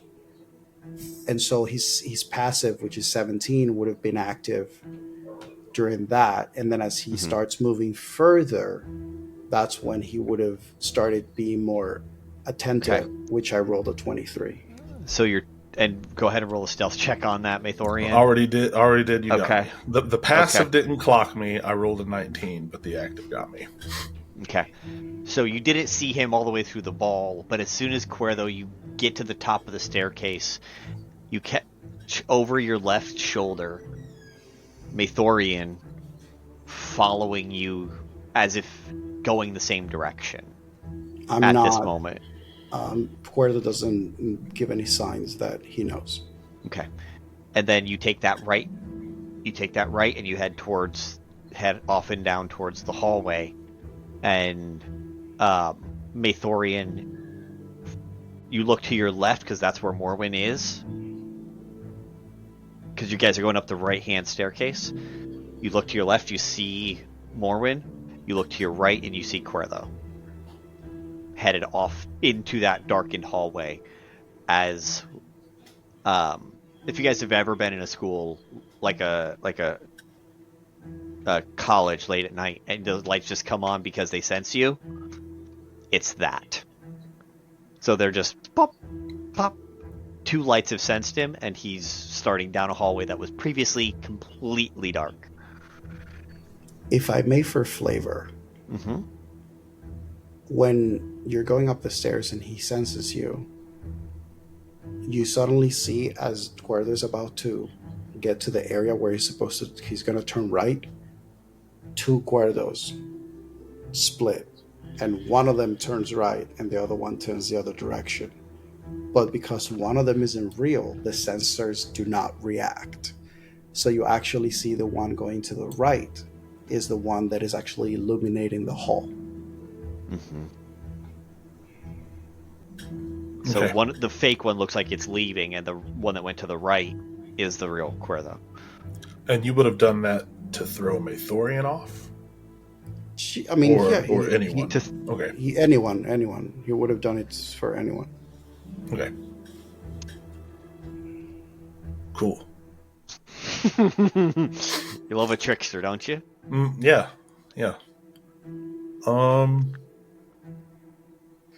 Man, that just makes you look more suspicious to Maethorian now. So now he feels like this could be important. So... Also, the other bit of information Morwen would have told you about the founder's speciality is illusions and shadow magic. Well, now that's fucking... yeah, dude. I came to the wrong town. But like next thing he's saying, by the way, he also loves hats. Motherfucker. Nope, the founder loves hoods and he wears a black cloak. Okay, good. Yeah, well, I think that Maethorian would try to see what he's up to. All right. Because now, like, in my mind, Maethorian believes that this could be the founder. Yeah, right? Don't be suspicious. Don't be suspicious. Don't be suspicious. Don't be suspicious. Oops. Well, I'm doing it anyway. I will say that Maethorian is very aware of his size. Like, he's not like a big, broad person, but he is tall and he stands out. So... In terms of sneaking, he's not like tiptoeing, sticking to the shadows or anything. He's walking very calmly, very nonchalantly. And I feel like his reaction to, like, if he's aware that he's been spotted, he wouldn't even look at him. Like, he would just walk by if that was an option. As though that wasn't his purpose wasn't following them at all. That is like what he would do. So you start to head towards the straight path following the fake Kuerdo as you realize the lights are going off on the hallway. So it didn't look like Maethorian was actually following Kuerdo for that split second. And because you have business up there, more when you looked to your left, you legitimately had some business you could have taken care of. However, lights started going off on the right-hand side. And that's what draws you back towards Kuerdo again. And the real Kuerdo. Now, we are going to go ahead and have you guys follow each other down... Maethorian, follow Kuerdo down that hallway. Yeah. I don't know what's happening. Let's go. No. No. Nobody knows. Nobody knows. I don't know. Nobody knows. We're winging it. We're winging it here. I mean, We're in full winging territory. listen. For all I know, I'm going down this tunnel and I end up in a different universe. I'm like, oh, I'm in the wrong franchise. I love Dennis, for you listening when you're watching this. Love you and thank you for the curveball. Back in the leadership box, Viola and Lilith. The two of you are left by yourselves. A butler comes in with puts a tray of food down on a small little table kind of between your chairs, assuming you're sitting back down. And you see him lift up his arm. Final remnants of Solarian sending him to you as he was walking out, knowing. Aside from this, is there anything else that I can get either of you? No. I'm going to take a turn down below on my own, but thank you so much. Of course. Well, enjoy the ball. And he steps out and back into the hallway as the two of you get a chance to have a real quick conversation if the need arises before Viola takes her leave. Indeed, I really wish we could enjoy the ball. There's just so much to do. Those two were little time. Those two did have some promise, and you'd see Viola pulling out her device, and she's contacting somebody to keep tabs of where they set up their viewing area. Not to disturb, just to take note. Yes, they are. I was very impressed with Solarian when he came to my office a couple of days ago. Yes. Yes. I do wish I had a few more abilities to keep watch of everyone who teleports in and out of the city. It's a lot easier to track people when they use my methods of transportation. But I can't know everything, I guess. Various ways. And on that, she will pull out a scroll and hand it over. What is this? This is a little something I have been working on to track who comes and goes. You spoil me. Lilith, is it just because I saw how you fed? You didn't have to do that? No, secret for a secret. Oh? It is only good business. Not everything is paid for in gold, you know. Yeah, that is true. true. Don't live this many years. Indeed, if only Reno understood that there was a lot more pricier things than just what lined your pockets. Well, he has not been alive long enough to understand that money is fleeting and it comes and goes. True power is I knowing live things. and learn as well as you. Well, I've lived a very long time. It gets quite lonely sometimes. But it also makes you appreciate competence. Indeed. And those two were very competent. Do you think her plan will work? I think she will give her damnedest to make it work. And that is more than I can say for most people in the city. I really wish I could get her to just focus on the cure. Selfishly. And this is where you and I are divided. If the city falls, I do not think it is worth our time to try to save them. I think it is worth our time trying to save everybody else and make sure that this infection does not spread. Especially on the ground. We have correct. it quite good here, being able to contain it in the sky, but if it gets on the ground, we do not know what havoc it will wreak. You are correct, of course. My heart is just quite sore. You know, dying affects you more than it affects me. Losing someone you love. Before you told them that's how you felt.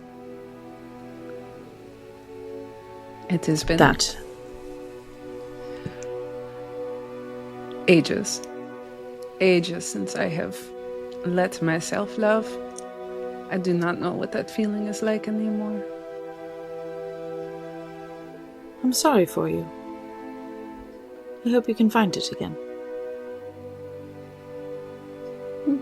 Thank you. I don't know if But I do want not... it. It is not pity, darling, and you do not have to find it at all. Only if if curiosity strikes. I am going to go down below and remember what normal humanity looks and feels like, and see if I can convince a few people to take care of themselves, and possibly, when they are told it is time to evacuate, get a few more people to listen. If you would bear my departing. Absolutely. And on that, Lilith will give her a feather as well for one shadow teleportation. She has a little necklace with a bird skull and a couple of white feathers, and she's just gonna hook it right there next to it. You know, black's never been my color, but I'm willing to make a change. It looks lovely. Thank you. Thank you for your company and your discretion. Of course, Lilith. I know you said you will be fine and be able to take care of yourself, but if anything happens and there is a change, do know my ships and my resources are available to you, including if you need help getting that library of yours to safety. No, I am made quite sure of that. And you would know that Lilith is very practiced in creating shadow gates that go to other places. Wonderful. And she just has one big enough for her whole home.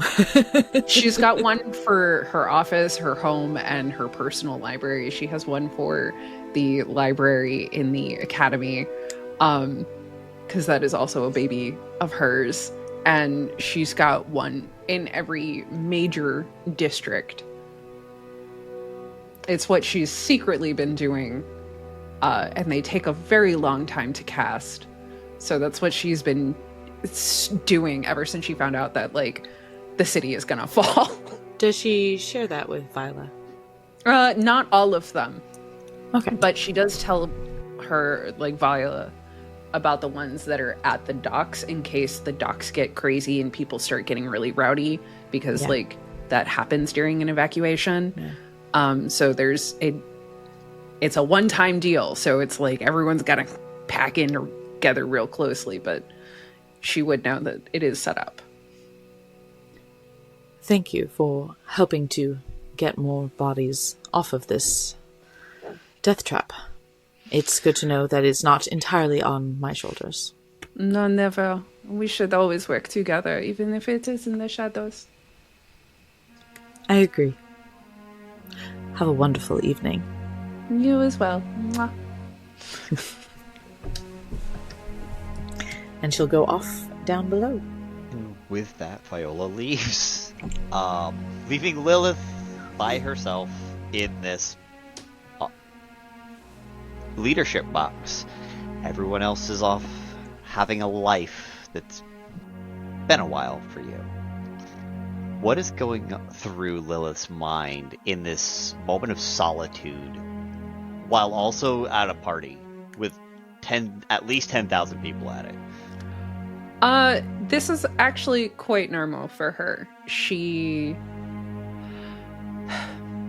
used to kind of staying back, knowing what she is, knowing her disposition, especially when someone smells very good. It's safer for her to stay away and to kind of separate herself. Is it lonely? Absolutely. And there is a part of her that is a defense mechanism, because she, having lived for so long, is terrified to share a life with someone again. It hurts when they die, and she doesn't necessarily want to go through that. She has business connections and political connections for sure, but like no one that she would spend the ball with. Okay. Kuerdo, you are walking down that hallway. The lights are turning off behind you, and then they start popping on again. It's only 3 lights. It's the one at you, the one ahead of you, and the one immediately behind you. So, like, it's only like a 15-foot illuminated distance. Or 20 foot. Like, it's not super far. And then, Maethorian, you've got the same illumination, but the illumination is 50 feet apart. Okay. So there's like 70 feet between the two of you. As Maethorian, you are walking down this hallway behind Kuerdo. Kuerdo, there's no way you don't know that someone's behind you because of the lights. Like, there's no way you don't know. I do have a quick question. So, Sure. we've already established that Maethorian will, going into an area, will, to the best of his ability, learn everything that he can about it. How much do I know about this place with the information that I could have gotten for myself? This building is a part of the academic district. So this is one of the main sections of the school. It is got offices galore. It's got some classrooms. This place is used as receptions and like pseudo pep rally type things. Uses commons area for the students. That's where you were. Where you're headed, you didn't get a full map of prep because you were super busy today. And the couple of days leading up, Morwen was not letting you out of her sight. You guys were doing a lot of stuff right up till now. But you did get the information that this is the main student union and the admissions building. Where he's headed, you are looking at some signage, and it looks like he is headed towards like the dean's meeting room. So like a council room for all the deans to meet at is where he's kind of like headed. So it's like a big boardroom. So, once that Maethorian starts going down the hallway that I'm going, I would like to cast Detect Thoughts. Well, that won't work. You get nothing as it bounces back to you. It's not suspicious at all. Absence of information is information. Mm-hmm. Okay, duly noted. Okay. Anything else? Because you would have been going down the hallway for at least 30 seconds or so. How long is this hallway, and are there any like turns at any point that I'm going to need to make? Where your head is just straight. It's just straight. And the hallway is 30-second walk. So you've got 5 rounds or so of spells you could cast. It's a long hallway. Weird, awkward walk, dude. It's super awkward. Maethorian feels it, and he's socially inept. How many crystals did you say that are there crystals on either side of the walls? These are actually sconce lights. They aren't crystals. They are just lights that are plugged into the power source for wherever the building's power supply is. Gotcha. And there's 2 on each side, every like 10 feet or so, 5 to 10 feet. Like it's enough that you're only turning on enough to illuminate like a 20-foot radius. 20-foot diameter, sorry. 20-foot diameter of the hallway? Yeah. So it's you 10 feet in front of you, 10 feet behind you. Right. And then a 50-foot gap, and then like 10 feet in front of Maethorian, 10 feet behind Maethorian. What is the ceiling of this hallway look like? It is actually just slatted wood. Like wood slats going across the hallway this way. So you can't see the end pieces of the wood. They would be in rooms adjacent. But is this the type of wood that if Kuerdo were to create a blind spot, could he attempt to get on the ceiling, or basically do the typical, like, the holding himself? Let me see how tall the ceilings are. I'm going to roll a d12, and minimum height is 8 feet. Okay. Because Goliaths are here at the school, so minimum height's at least 8 feet. Probably closer to 9, really, but let's see. They're 9 foot tall ceilings, that's it. They are tall enough for a Goliath, and I hope you're not a tall Goliath. How tall is Maethorian? 6'7". Okay. So I guess the question is, with a 27 acrobatics, okay, would I be able to? Basically, this is what I'm imagining happening.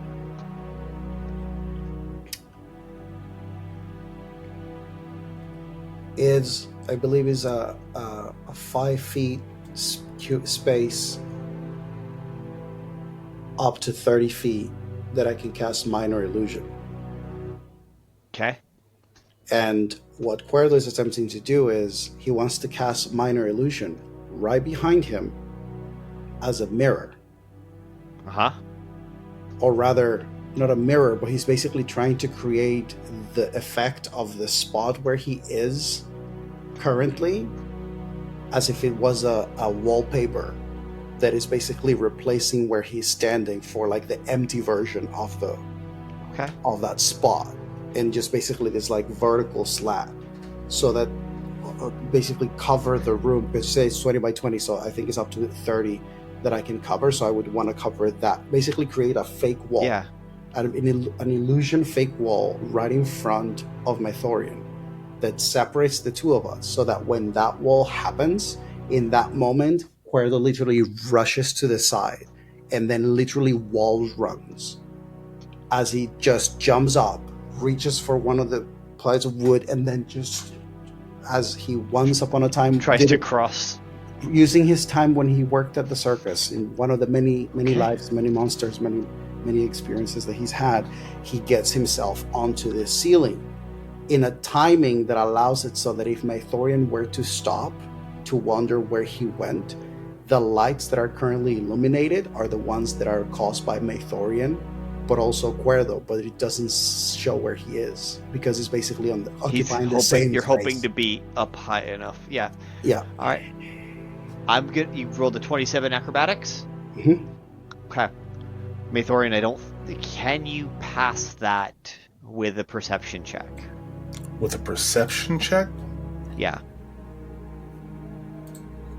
I rolled a stealth 29 just in case. I couldn't pass it with a perception check. Okay. I could roll to see if I get a nat 20, but like that's no, because he's being very clever about this. So, it's whether or not you see him wall run because you're running as the wall's emerging, kind of thing. So if he got that 28 or something like that, I would have allowed him to catch that glimpse of where you were. However, Maethorian has no chance, so I'm not even gonna make you have the roll. You just see this wall, and this like darkness emerge and block you off. But there's nowhere to go on either side. The wall was it was further. You thought. You're not dumb. Like you thought it was further, but now you're coming up to a blank wall that looks like a dead end. So, how far back was I? When you said about 50 feet, right? You are from him to you. It was 70 feet because it's the 10-foot gap, then the darkness of 50 feet, then 10 feet, so 70 feet total. Just outside of run up to him and kill him range for most people. That's why I did it the way I did it. Kill me, but I'm so charming and have done nothing wrong. Then, so from what I see, I just see him vanish. Yeah, you see him vanish as a wall appears, and you just as you get closer to the wall, you realize that the wall's there, but what you think of it, it's a dead end wall. if I see him vanish like that, I would like to cast Detect Magic. Not so much to see if he used magic, but to determine the school of magic. Okay. I love that. I love it. Love it so much. Okay. Because obviously he did something. Right? Correct. So, like, obviously, What? Maethorian's not dumb. He knows he did something. I did nothing. To see how much you glean, go ahead and roll an Arcana check. And if it's above a certain amount, you get more than you originally expected. So, with a plus 13, so that's 29. 29. All right. A, it's illusion. First of all, you don't see through it, but you know it's a fake wall. Before you even get to it, he casts it, you react by casting Detect Magic on your next turn. You know it's an illusion. You don't know what his next move is going to be, but you know that you'll get through that wall on your next turn because it's a fake wall. Right. Like your next 30 feet is going to be walking straight through this fake ass wall. With that in mind, you also glean that there is absolutely this trace of Fey essence through it.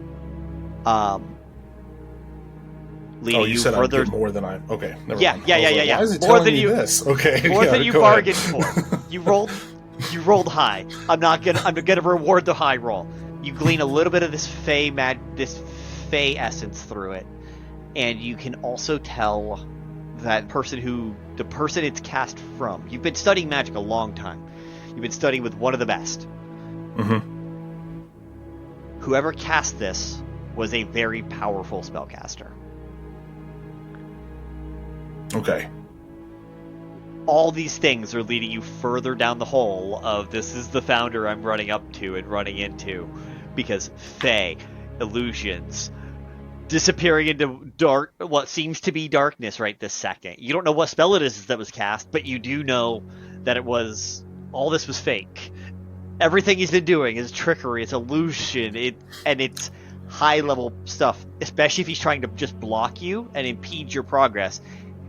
He might be burning spell slots, but all he's doing, whoever it is, all they're doing is fucking with you. Yeah. It's like a cat playing with a mouse. You know that they're powerful, and you can tell that by all the trends they've been using with their magic. You can just feel this vibe of they're fucking with me, they're powerful as hell. And what Maethorian does at this point is up to Maethorian. I think that Maethorian doesn't really have a fear of the founder in engaging, simply because he's very confident that he can get away if he needs to. Mm-hmm. Because he's got lots of those tricks. And so upon sensing that magic and knowing that it's an illusion, prior to that, were the lights just ahead of him on, and could I see past him before he cast that spell? He was just about to the door that he had to get into. Okay. There was a double door at the end of this hallway. I'm gonna far step. Okay. Past the illusion to the door. Fantastic. And upon ending that far step, I'm gonna turn right around just to see if I see anything. Kuerdo, your stealthy rolled was a 29, right? No, you can't see anything. The lights are still on. You don't know if it's because you are now there or what, because you just kind of went through this illusion and boom. So if I'm actively looking, is that perception or is that investigation? It would be perception. Well, I will let you do investigation because you are within close enough. You are within close enough. Yeah. You don't see anything at first. You can't tell anything at first. If you want to dig closer, go for it. 26. Was that? Oh, No, I rolled a damn. 27 on the last thing. No, perception. I didn't even roll. Never mind. Mm-mm. Damn. Okay. Damn. So with the 26, you can't tell anything, and the door does not look like it was open, or even like ajar or anything like that. Kuerdo, you're up there. Maethorian appears right below you. And he is like still. He's completely still, like just analyzing. What does Maethorian look like? This is the best look Kuerdo's ever gotten at Maethorian. What does this guy look like? Maethorian is again from the neck up. Well, you can't see anything except for from the neck up. Everything is covered completely. Because of the ball, he's wearing a mixture of like obsidian and silvers, and the outfit that he has is almost like a long coated like military attire almost, but yeah, just a very extravagant, like militant looking outfit, all dark colors. From the neck up, very beautiful long white-haired man. An elf. You would be able to tell that he's a high elf, as far as the way he looks. And Kuerdo, technically this would count as a surprise round for whatever you choose to do. Kuerdo is not taking action. He's actually just observing.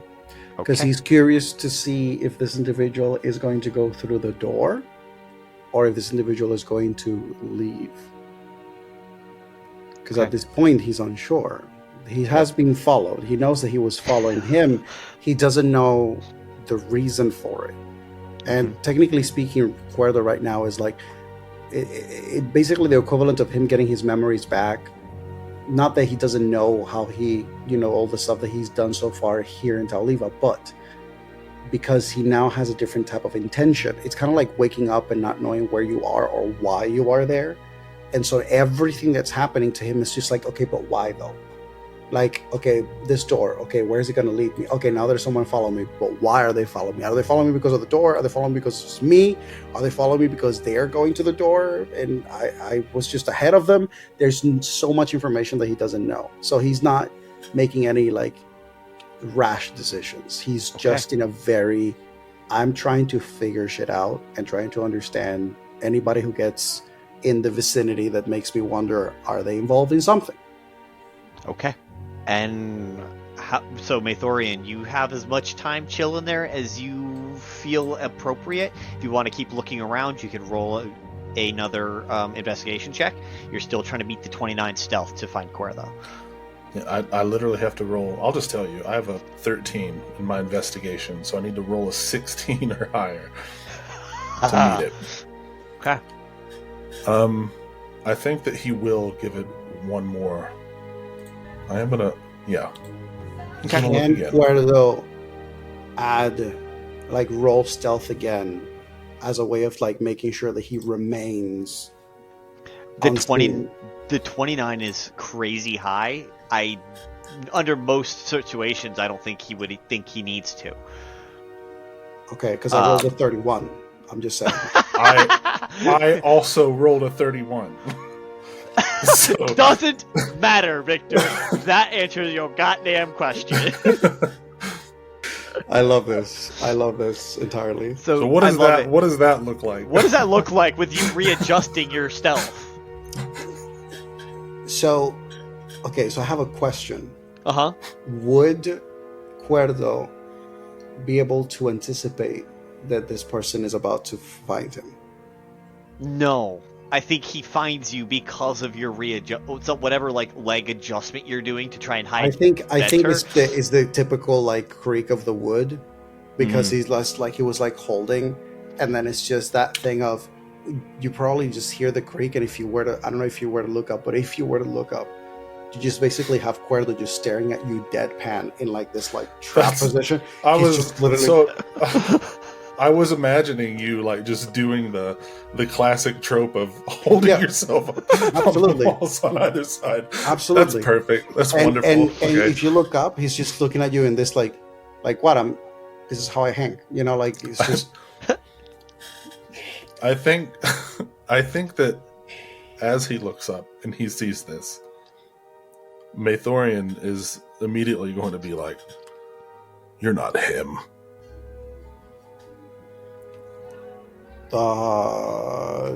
That is definitely not my name.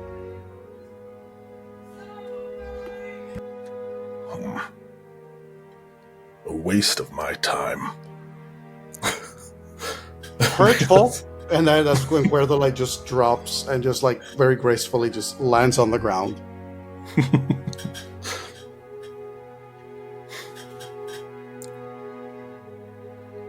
Yeah, he. I think at seeing like that you were hiding, because if it was the founder, he was expecting to be attacked for sure. And that's why his reaction was just like, "Oh, you're not him." Okay. Who are you looking for? That is only my concern. All right.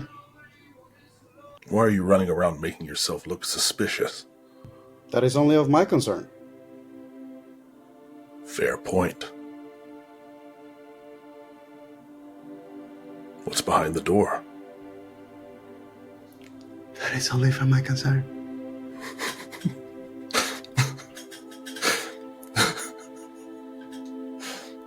I don't know what Maethorian thinks right now, honestly. You just gave him the best arsenal ever for a character like him. It's just like, oh, that's how we answer? Great, that's my concern then. I think miffed Maethorian's going to open the door. Okay.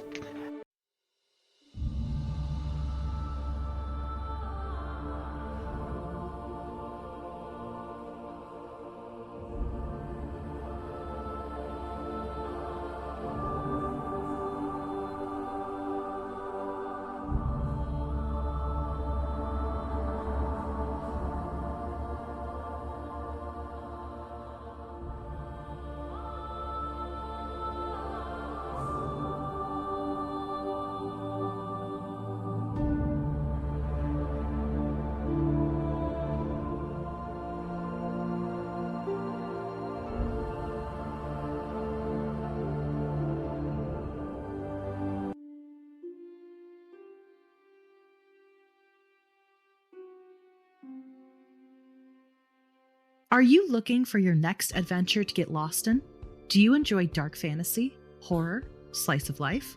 Are your favorite tropes filled with tragic backstories and a found family comprised of a snarky lesbian, a morally gray grump, and a sunshine character? Then look no further. Tune in to Tales of Three and follow the adventures of three unlucky strangers whose fates collide when they accidentally stumble upon a plot to destroy the world as they know it. Throw in some forbidden magic, a slow burn romance, hidden identities, and some devastatingly beautiful baddies who will stop at nothing to keep our trio apart. Mix it all up, and we've got your next obsession. Tales of Three, a Rainbow Dice Club production, is an all-queer, Dungeons & Dragons-based podcast that airs on Fridays. Find us at Rainbow Dice Club on most socials and at Tales of Three wherever you get your podcasts.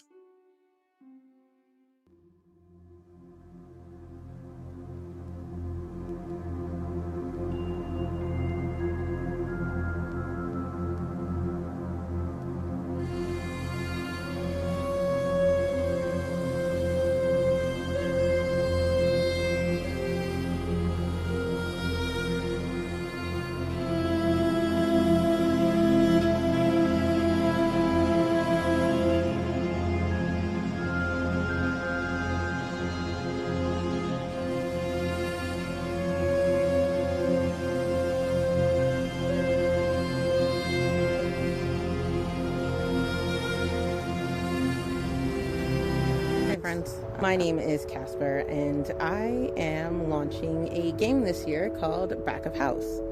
I'm launching it through my company called Casper Haunts. And I created this company with absolutely no money.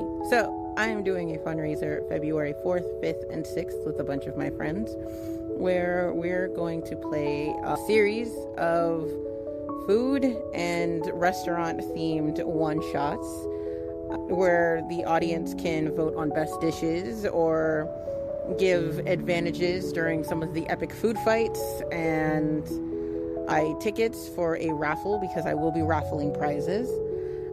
To tell you more about the game Back a House, I made it for my niece and nephew. It is a card game that I spent 2 years designing, and it's basically you're trying to fill as many orders as you can before the kitchen runs out of food, and it's very fun, if I don't say so myself. And that is on Backer Kit right now. If you want more information, it is launching officially with Backer Kit's Pocketopia back in May coming up. Just trying to get the word out.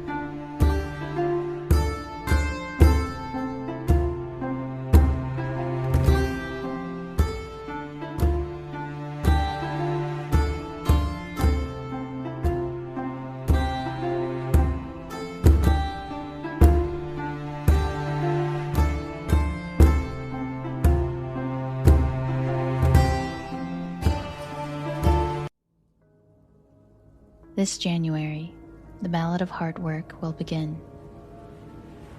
We see a barren world and the sky filled with lights as 15 characters arrive to help teach this place how to love again.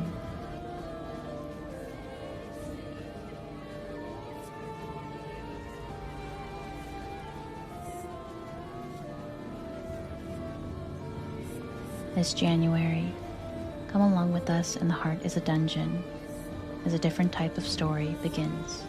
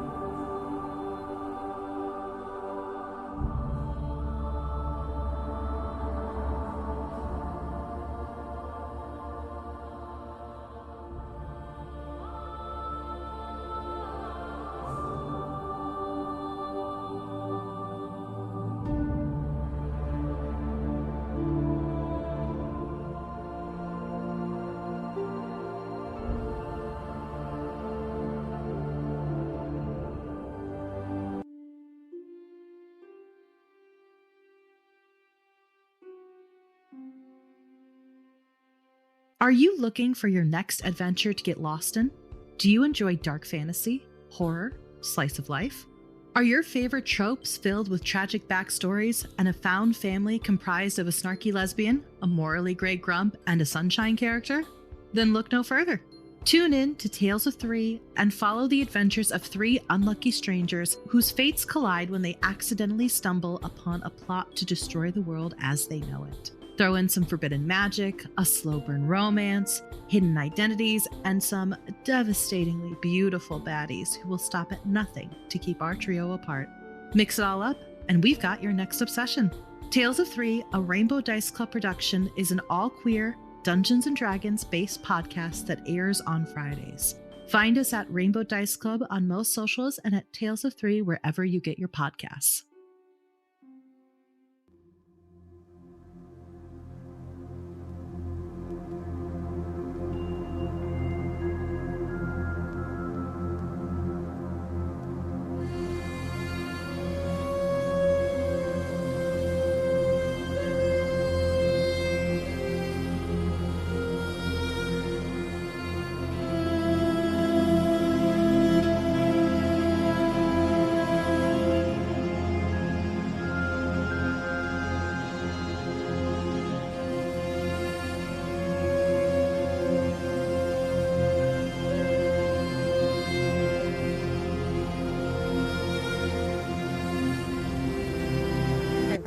My name is Casper, and I am launching a game this year called Back of House.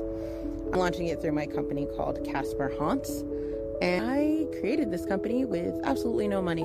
So I am doing a fundraiser February 4th, 5th, and 6th with a bunch of my friends, where we're going to play a series of food and restaurant-themed one-shots, where the audience can vote on best dishes or give advantages during some of the epic food fights, and buy tickets for a raffle because I will be raffling prizes.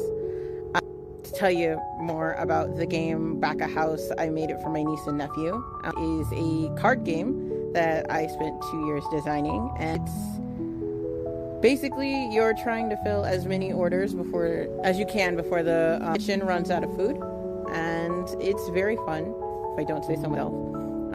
And that is on BackerKit right now. If you want more information, it is launching officially with BackerKit's Pocketopia back in May coming up. Just trying to get the word out.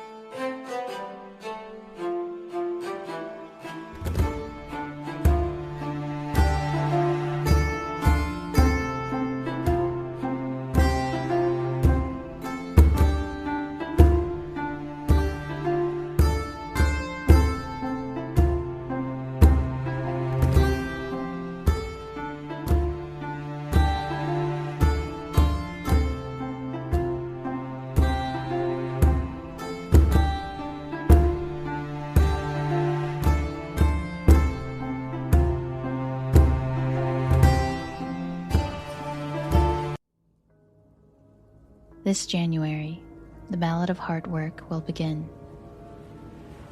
We see a barren world and the sky filled with lights as 15 characters arrive to help teach this place how to love again.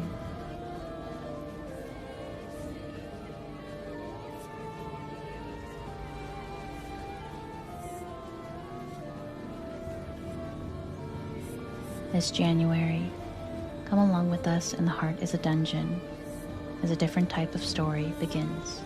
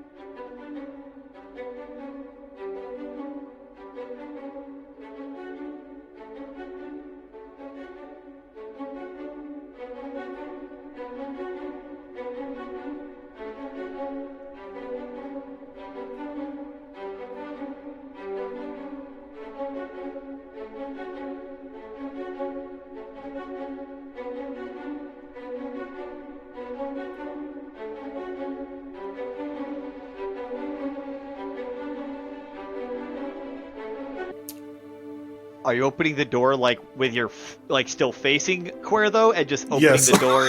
Since you said it, yeah. So I wanted to make sure you weren't turning your back on this person. You still don't know who and what they're here for. yeah, eyes locked. Opening the door that's behind me. Click, click, open. Okay. As you open the double doors behind your back, because your dexterity is high enough to do that, right? Oh yeah. Okay. Click. Inside the door, it senses the doors opening and turns the power on in this room. And you guys see. You guys are at the end of the room, and straight down there is this 15-person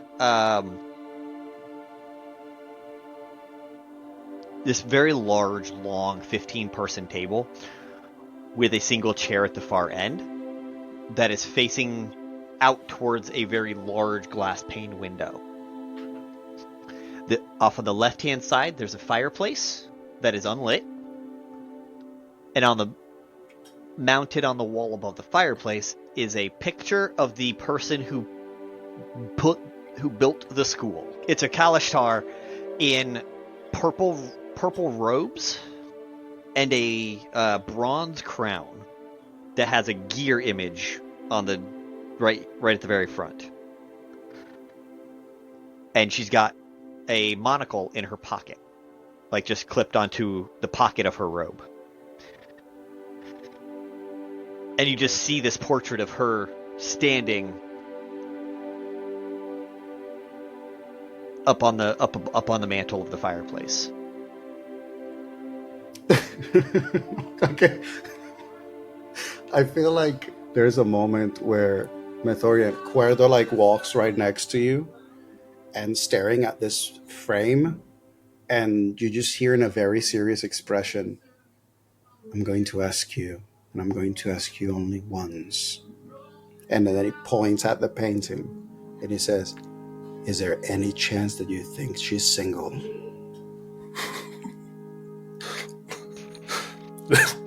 Do I know anything about that person? They died long before you were ever born. I know that, though. Yeah, you know that. You know they died. They were one of the earliest people here in the city. They were not one of the founding peoples, but they were that first wave. And she set up just a small school, and that school grew into the university and education complex that this is today. Was she single when she died?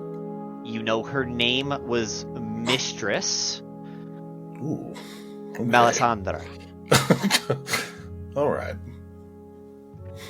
Mistress Melisandre, which would lead you to believe, because it was Mistress, not Madam, she was probably unmarried. Not guaranteed, but probably.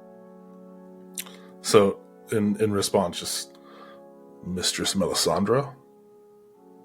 Probably. Excellent. And then Kuerdo just sort of goes into the room, and now Kuerdo is just looking. Now he's just curious because he was given this place, this information of this location. He doesn't know why, but he's gonna enter cautiously as he's just trying to get a sense of this room and what this may be. Okay. Can I tell that you are being cautious about your movements through here? Probably. Okay. I feel like you see him he doesn't just he doesn't storm in. You just sort of see him move toward the edge of the door, and then as he moves to the edge of the door, you can see him look down and just tentatively. It seems maybe he's looking for is there a trap? Is there a rig? Is there something? And so there's that old concept and looking around, and as he tries to get a sense of this place and see if there's anything that he can find that it's important or relevant or curious or anything of value that may give him a better sense as to why someone sent him here. Go ahead and roll investigation checks to both of you. Love that. Why you gotta put me? Why are you trying to put me to shame? I got a nat 20, dude. No. Yeah. Hell yeah. Nat 20 with the plus 13. Did Kuerdo get a nat 20 as well? Did you get a nat 22? Double. Let nat. this be known. This is this Kuerdo is not that that proficient and savvy in either Arcana or Investigation. I have rolled nat 20s on both of them today. So I think this is the day that Kuerdo becomes smarter. What was your total? 25. 25. And what was your total, Maethorian? 33. Okay. So 58 combined. Jesus. You guys study every inch of this. No one is here. You guys have as much time as you need. However, with the lights on and all that kind of jazz, you guys are able to easily and quickly study this room. There are bookcases on the opposite side, on the right-hand side of the wall, that just has a dozen, like a ton of titles. Mostly, it seems to be the records of the various meetings that have happened in this room. And it just starts at the beginning and looks old and like the scroll style bookshelf, and it just kept expanding all the way down until it has reached the floor. The room in here is a good 20 feet high to account for larger species who can just teleport in or come in through the window. And there was a very large chandelier, and there's a couple of other pictures from the center portrait on the opposite sides of the bookcases, not bookcases, the opposing sides of that main portrait, going down the walls, are the various headmasters and headmistresses of the university and of the school system since it's been here. Right now, the one you see is a portrait of a very fine-looking elven figure with jet black hair, jet black attire. And under it just says Lilith, with a date of around 16 something, all the way up through today. It just says ~. And Lilith is the one who gave the welcoming speech. She's the one in charge of the school right now, head of the academic district, the whole nine. Like, you have seen this person's face previously, so that was an easy one. But beyond that, there's another dozen or so portraits that date all the way back till Melisandre.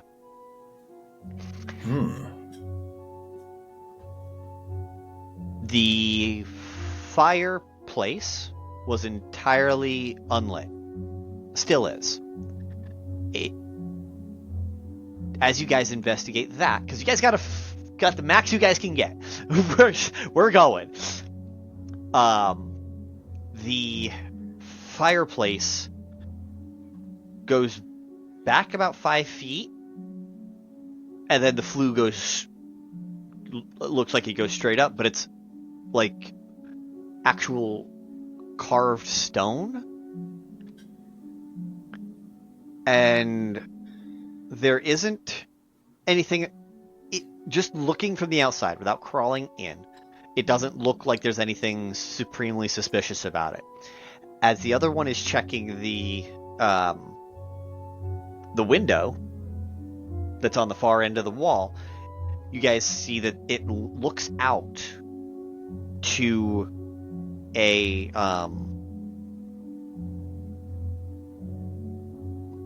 just this private courtyard. You can't get out into that courtyard.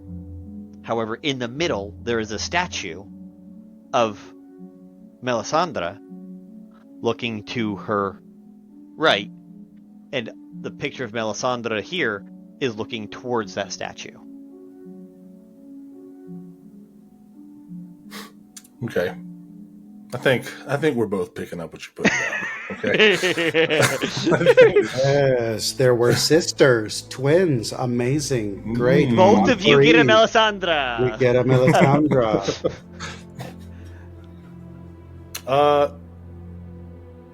Yeah, I would look towards the direction in which the statue is looking.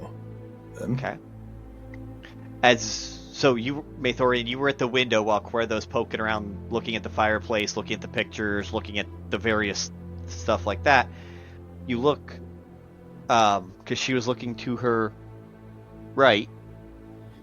You look to your left because you're facing that statue, and you see a relief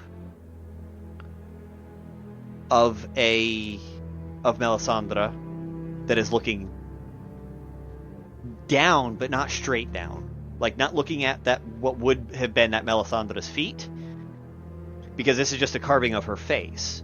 It's looking down and a little bit forward, because we're still rolling with that amazing investigation check. Like, we're just gonna roll with that for a while, because right below her there was a little a pool of water, and out of her mouth it looks like during the day there would be like a water feature coming out of that, and she's looking down and out in like a little ways. You can't see the exact angle, it's a little tricky because you're looking at a distance now, but you can tell that she isn't looking straight down, she's looking out into the pathway that heads towards her a little ways. Okay. So then whatever we're looking for is going to be outside of this room. It's going to be outside in that courtyard. Okay. And you said we can't get out to the courtyard? This is just glass. This is just a glass window. There's no door, and you're a story up. So you could theoretically just go. Okay. Or like teleport or what, like there are ways to get out there. Yeah. Any chance that there is any secret passages through this fireplace? Go ahead and roll a perception check for me as you poke around inside. Because if there's something that Kuerdo, especially memory recovered Kuerdo, who did a lot of subterfuge, he would be familiar with things such as secret passages and hidden ways, especially for the people he worked for. It's a very Kuerdo 20, which is to say a dirty 20. Okay. Dirty 20? Alright, so with that dirty 20, you kind of crawl into the fireplace and start to actually feel around. And between that and your investigation check you got earlier, you realize there is an air gap. Could there be? Yes, but you can't find like the trigger mechanism from this side. So is there something on the other side of this fireplace? Probably, but you can't get to it from here. So it might be a decent way out from whatever's going on, but it's not a way you can't get in. Yeah. It's not an entrance door. It's a one-way route. Correct. Access point. Okay. I think Kuerdo, after that, realizing that there's like a draft thing, and then has the moment of like looking in the direction of Maethorian, who's looking at out the window. He sort of takes a look at the painting again and goes out the window, sees the statue of the same woman looking in the other direction, looking somewhere down, and then looks around this like closed courtyard. And I think he just looks at Maethorian and is just, are you, so what brought you here? Consider my curiosity piqued. Are you a thief? Not particularly. I tell stories.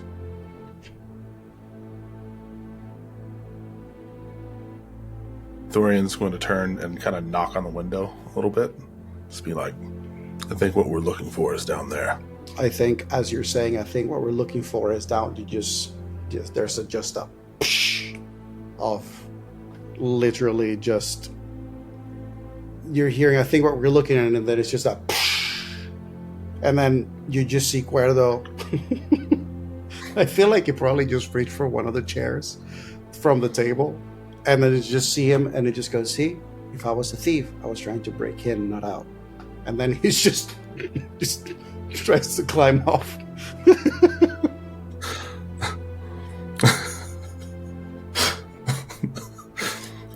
Maethorian's hand still up where he was knocking on the window as it shattered in front of him.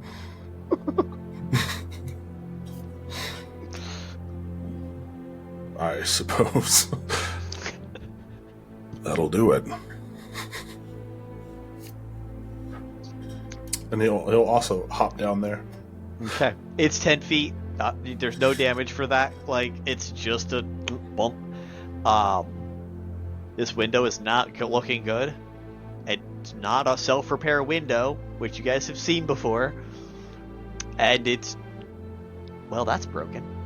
As you guys look back towards the statue, which heads towards the water feature.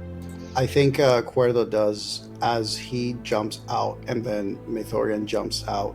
As Maethorian, you land, and then you're like adjusting yourself. You see that Kuerdo is doing this like motion with his hand, and as he just seems to cast, I know that it doesn't last long, but because the glass probably broke outward, Kuerdo basically casts minor illusion to make the window look like it's not broken.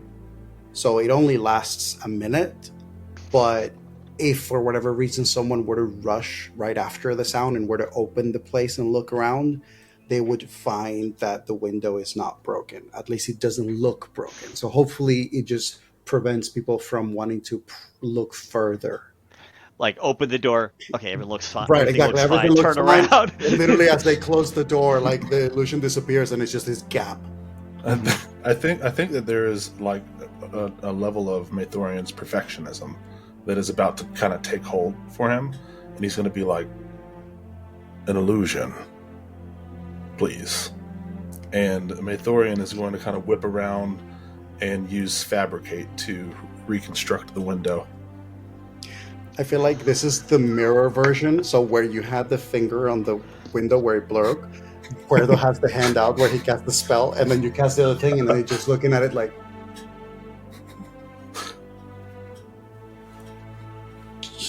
I suppose that works. Ooh, comedy callback. That's perfect. Fantastic. Okay. Well played.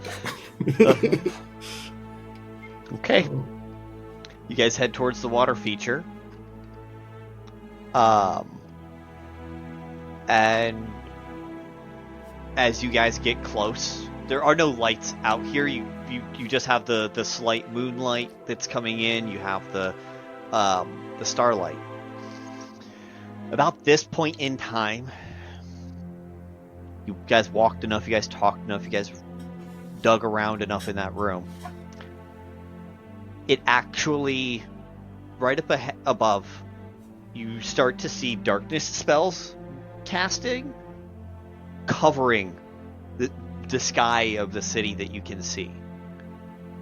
The only thing you can assume is that is happening everywhere around the city, and the city is becoming shrouded in darkness.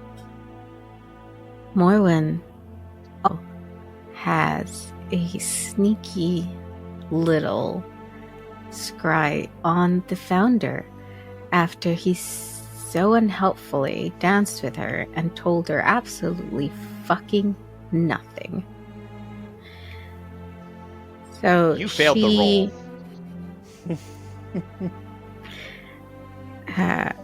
I think she would actually use the same sort of like silver Ladder? tray looking thing. Yeah. And she used that when she was keeping an eye on Link after he was recovering from the first time he got accidentally disintegrated by Morwen. Accidentally. And so she puts two of those next to each other. One of them seeing over Myacin's shoulder, the other seeing over the founders, and sets them on the table. I think sort of watching them for the time being, walking to wherever they were meant to meet. Perfect. So what you're seeing right this second is you see the guy who presented, that you're assuming right now is the founder, meet up with Vaelith Longfoot, and Vaelith shifts back into Aelothin form, and after a little while of walking, the founder shifts back into the founder cloak that you're used to seeing. You were right. And they are they're walking, and you only heard the founder say one line of, "Come, walk with me, brother," before they shifted forms and walked down the road. Myasin is walking with Vaelith towards a place that they have set up for such a special occasion. And just as we watch them walk, Morwen turns to Solarian. So, I have brought you something. Bring your blade out. Brings out his blade. A bit of fire sparks from it and then dampens as he places it on the table. And he's kind of like... You're seated in front of the tray, and he's kind of just leaned in near, closer than he usually is. I don't think she notices at all. She brings something out of the same magical space the trays came out of.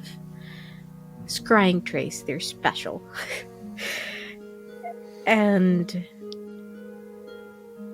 it looks like a ribbon from what you can see, but you can feel the magic of divinity. And you see that this is not a white ribbon. This was made with this piece of skull that you gave her.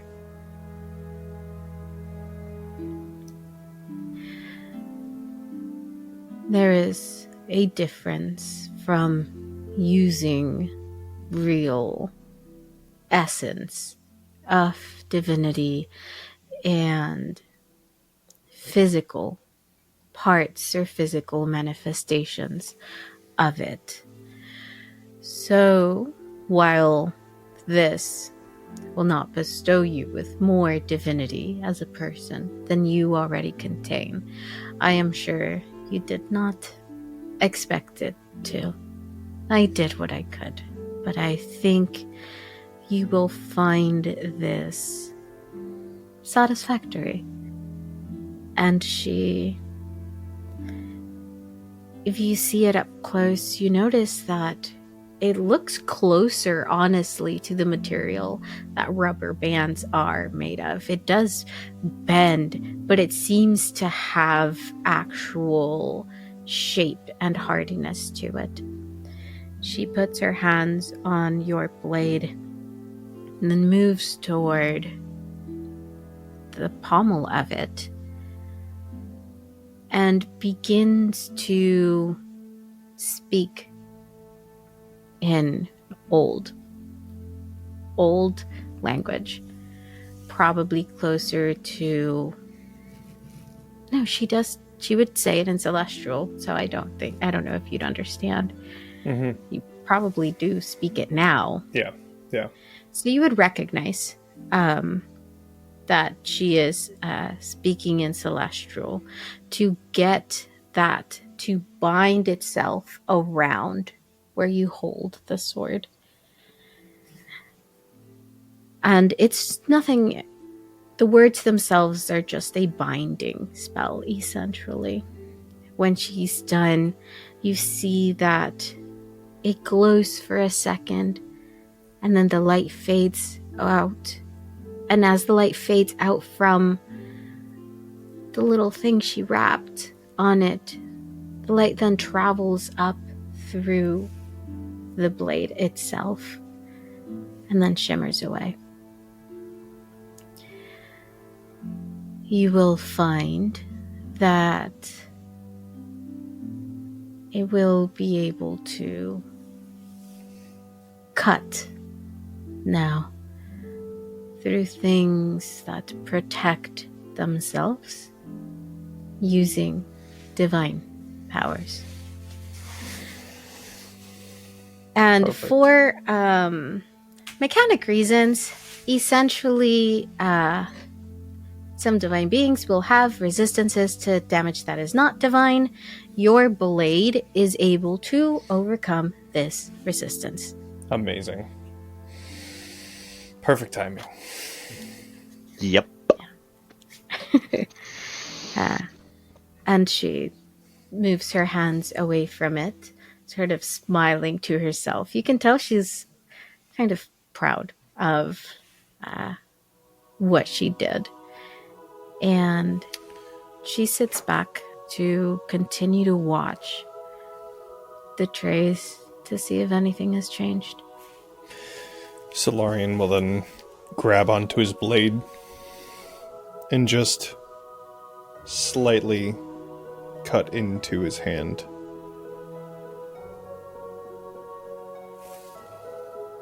Very impressive.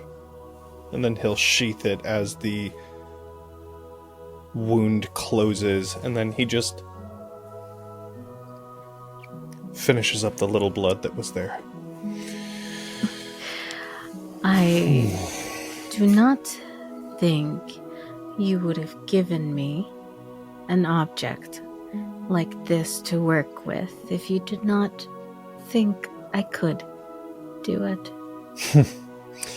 Morwen, there is nothing that I think you can't do.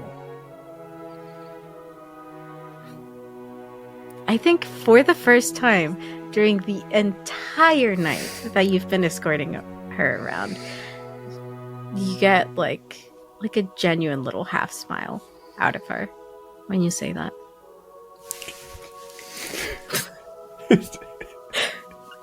No, he...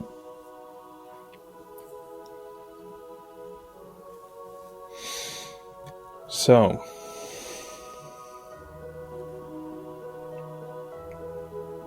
soon to begin.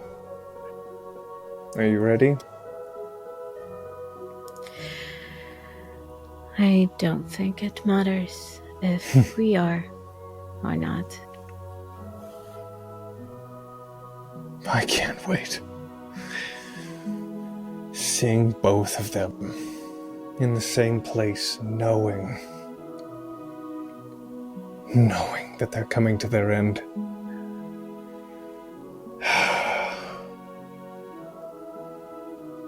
I have been waiting for this for centuries. I have been waiting for the Founder's death for less time than you have. Believe me, though, when I say I want it just as bad. And I have already acquired the gem in which I will put his soul. Well, then I will make sure that you have the final hit. Thank you. But Vaelith is mine. Oh, you can have him.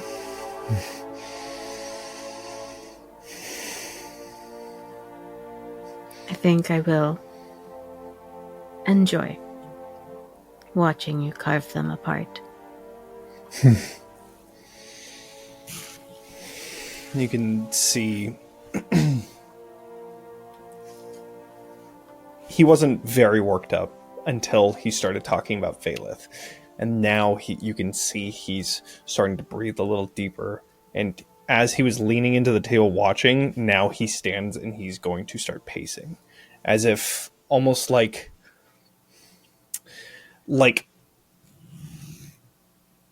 in excitement, he can't sit still almost, but at the same time, like anxiety and anger and all of these different emotions that might be foreign to Morwen, but you can see he's going through a lot. He's thinking, and he stays silent for the next however long, unless you were to say something, and he just goes back and forth in front of the table, peeking every once in a while to see, once again, Vaelith, which then he just, again, returns back into his pacing. Seeing you pace around, I'll just take a bottle of emotions, about to just pop a cork. I would offer to help, meaning, your emotions. But I think in this particular case, it'll be helpful. I intend to feel everything tonight. I want every satisfactory feeling of destroying him for everything that he's done, everything that he's forced me to do, every threat that he's held over me.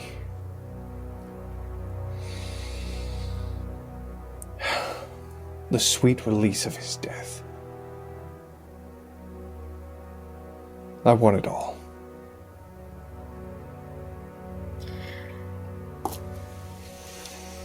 And I don't think there is anyone on this planet currently capable of stopping you from getting it.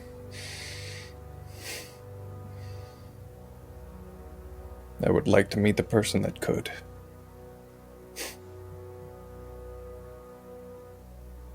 Vaelith, you are sitting alone in this amphitheater. Myosin just left you alone. Knowing what you guys have talked about earlier, and that the founder, she told you the founder's on his way here and going to be meeting you around 1 o'clock or so. About at the stroke of midnight, you look up and you see that the sky that has all of these stars and airships in it, and you see all 6 moons nearing their new moon phase.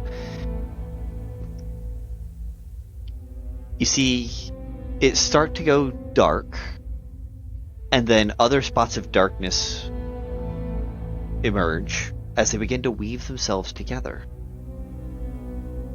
into a singular darkness spell that now surrounds the entire city.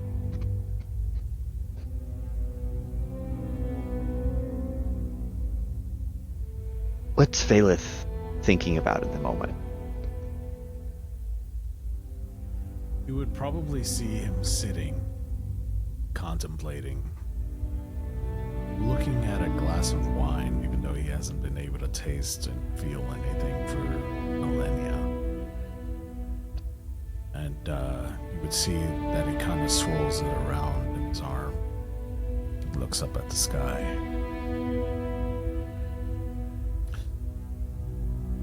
Everything's in motion tonight.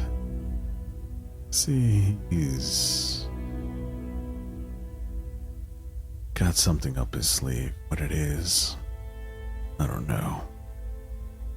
But I better be ready. Tonight might be my last, but I ain't going down swing.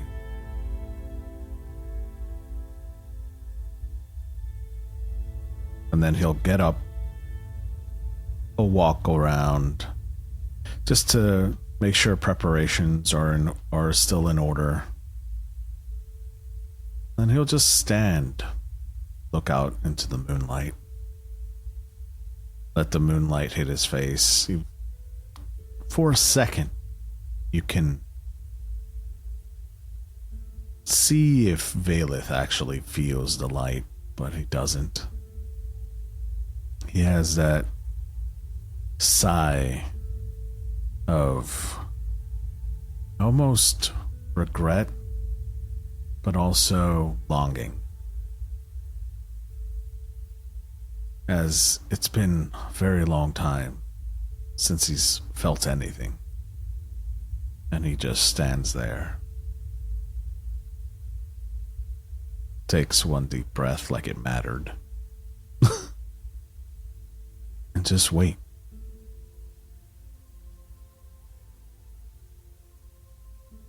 Looking out for anything, any sign of anything incoming. Just stands there. You're standing there, and you hear a perception. You perceive on the far end there's the clatter of multiple feet walking over some of the rubble that was here, because this is a little bit of a ruined amphitheater.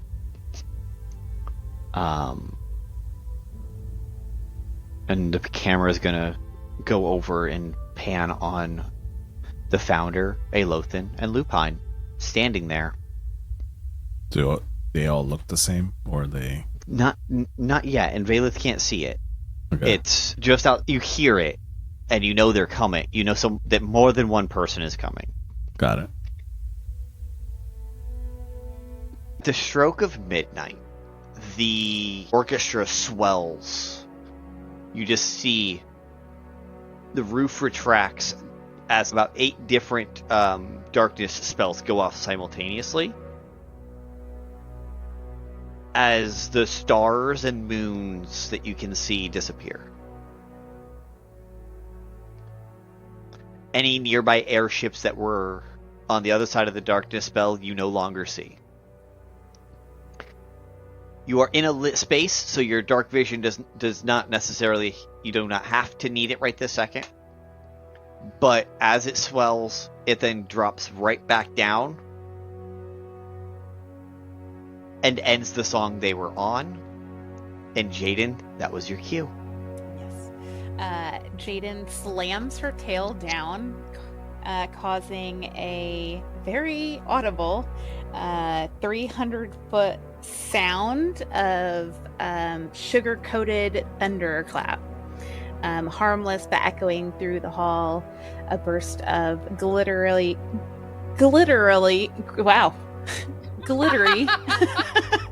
pastel confetti raining down, instantly, hopefully, quieting the crowd and forming a circle on the ground. She will then start casting with your thunder smite that you're doing. Go ahead and roll an attack check on the ground with your tail. Oh, 28. Holy shit. Holy shit. Okay. It does what you were after, but there's also this, the tiles crack a little bit at the edge of the ring, right where you glittered, and it becomes rough terrain, so anyone going across would have to slow down to get to the ceremony that's occurring. And I'll roar slightly before saying, Sauce, Vulcan, come forward. We'll go with Sauce first. You're somewhere else. You have to get. How are you getting up to Jaden?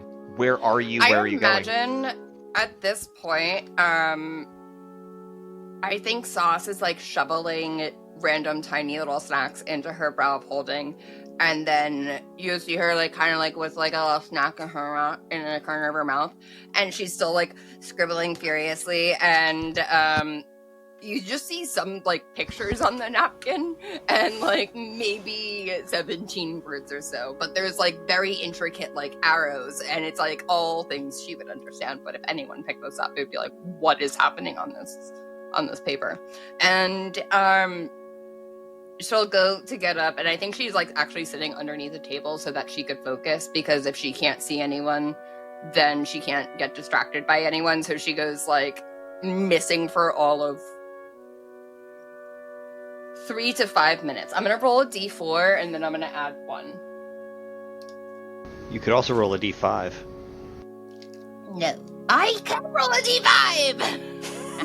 Just because I can. Shout out, roll d5. Ooh. Okay, so that is 4 plus 1, so 5 minutes. So she is under here for 5 minutes. Oh, she hates like even intervals like that. Okay, that's fine. 5 minutes and 2 seconds. That is her elapsed time that she is under here, writing on this bar napkin, and she kind of stuffs it into her brow holding, kind of bumps one of her horns as she's getting up, smooths out what little there is to her dress. Her fabric is kind of that iridescent type that catches light but doesn't look like it's totally there. And she'll start walking. Probably tippy-tapping, actually, because she's like excited. And Vulcan, this came as a complete and utter shock to you. I think he literally on announcement was probably near Tommy, or at least by the snacks table that he was at, fully stuffing That's why she was under the table. a little fruit pie, like right in, like mid, like We're both just like just mid gobble before like he looks around and like wipes his hands on the sides of his vest and kind of puffs out a little bit, and he really isn't super sure what's happening, but he knows an audience or an arena when he sees one, and there is a very obvious sort of like, is it like a pit? The orchestra pit is a little bit of a recessed area where the orchestra was. Yes.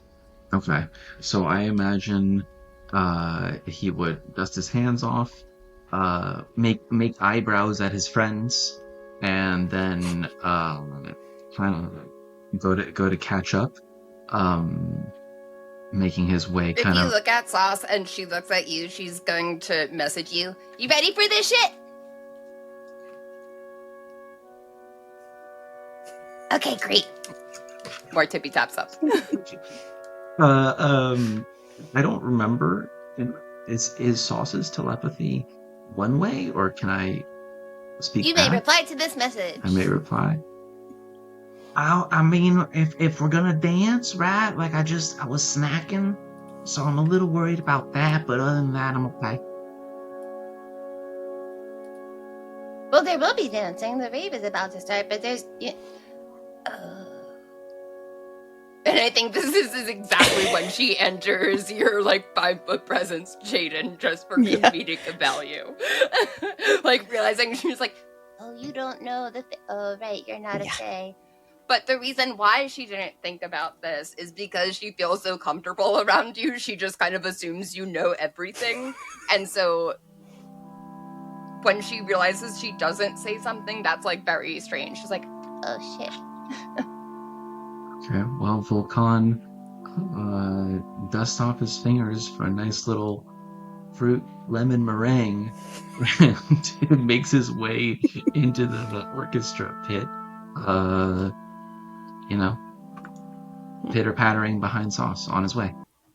Yeah, and when he approaches, I'm gonna put them side by side, adjust him slightly. Okay. You're like, yeah, this is, and if you could both face each other. Oh, sure, yeah. Hi, beautiful. Come here often? Actually, no, this is kind of my first time in this exact moment. I was near the orchestra before, but then I wasn't, and then I was also under the table. You were also right nearby there. But right this very spot?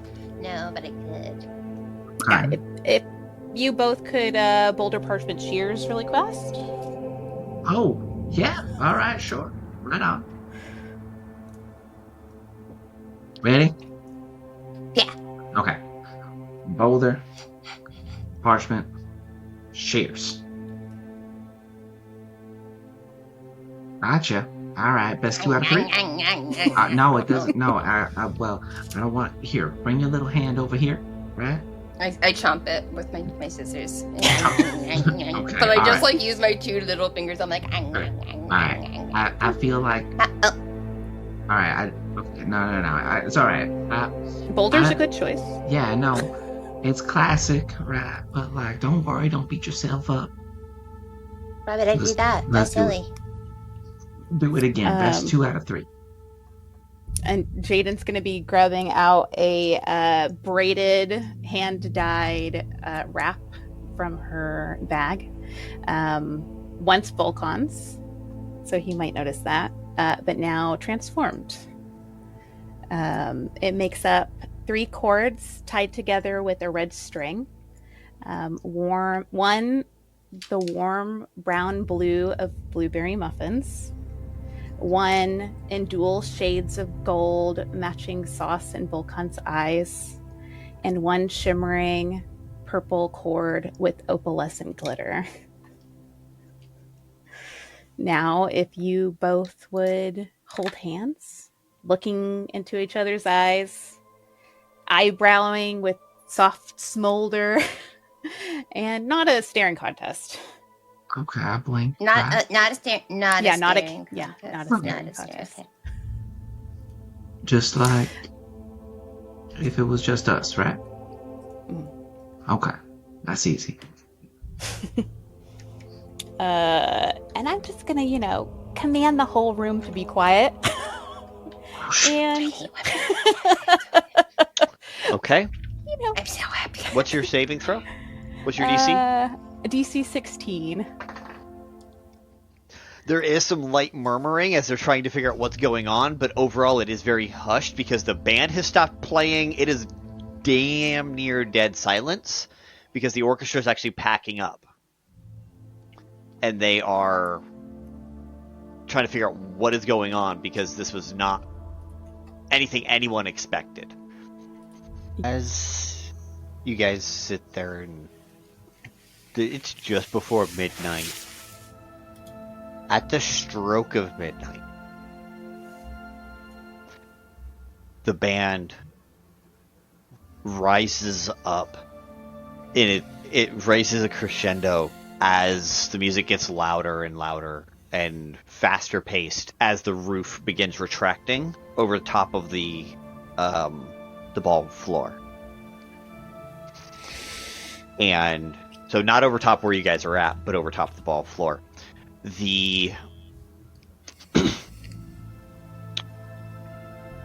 A single spell of darkness gets cast into the sky from somewhere. And those of you out there can see it hits something.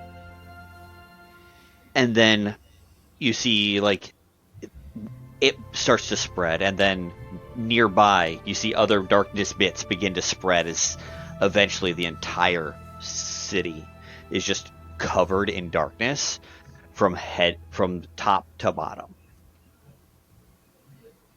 Anyone looking up, unless they can see through magical darkness, sees nothing but black.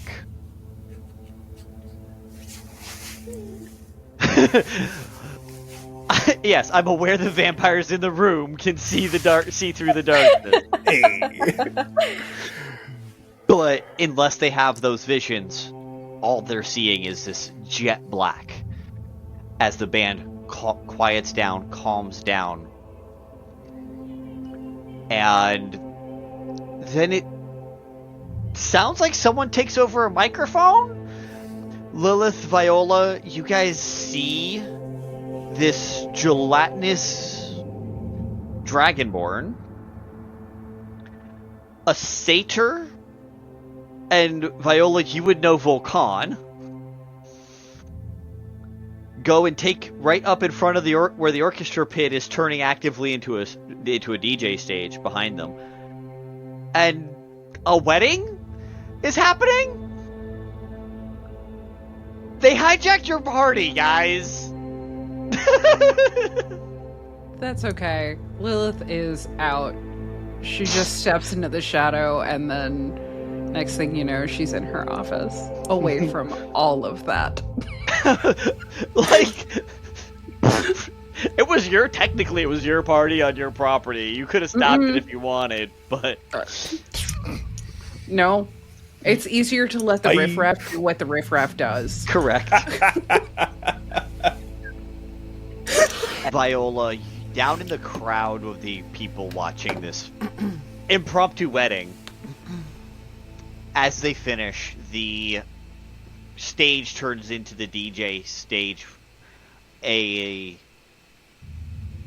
the orc who was the conductor of the orchestra comes out dressed like an actual DJ, stands behind his DJ booth and starts to get with it. And the lights on the lights that were installed on the various columns begin to flash, and the rave starts to go as this beat drops. What does Viola do as the beat drops and everything begins to get crazy? Honestly, she's already on her way out. The airships are about to go through their drill and see if we can make sure everyone is in place. She checks with her contact that is keeping tabs on Solarian and Morwen's position, just to see if they are still watching this thing and if there's any changes and updates, and tells them to let her know if there's anything of interest and to take note of exactly where on the property. Other than that, I imagine she is walking, the party is happening behind her. She thought a good for him on Vulcan with getting married. He seemed to have something special in mind for his special someone. And I feel like she's just in her device, making her way towards a gondola that is going to take her up to one of the ships so that she can see the proceedings above the darkness, while everything is chaotic and full of life and party behind her. You get in your gondola that Bulldog had ready for you, and he nods at you, and you depart and go off because he does not say a word ever. Panning over to Lilith, as in Lilith's office, it is entire sheer darkness outside.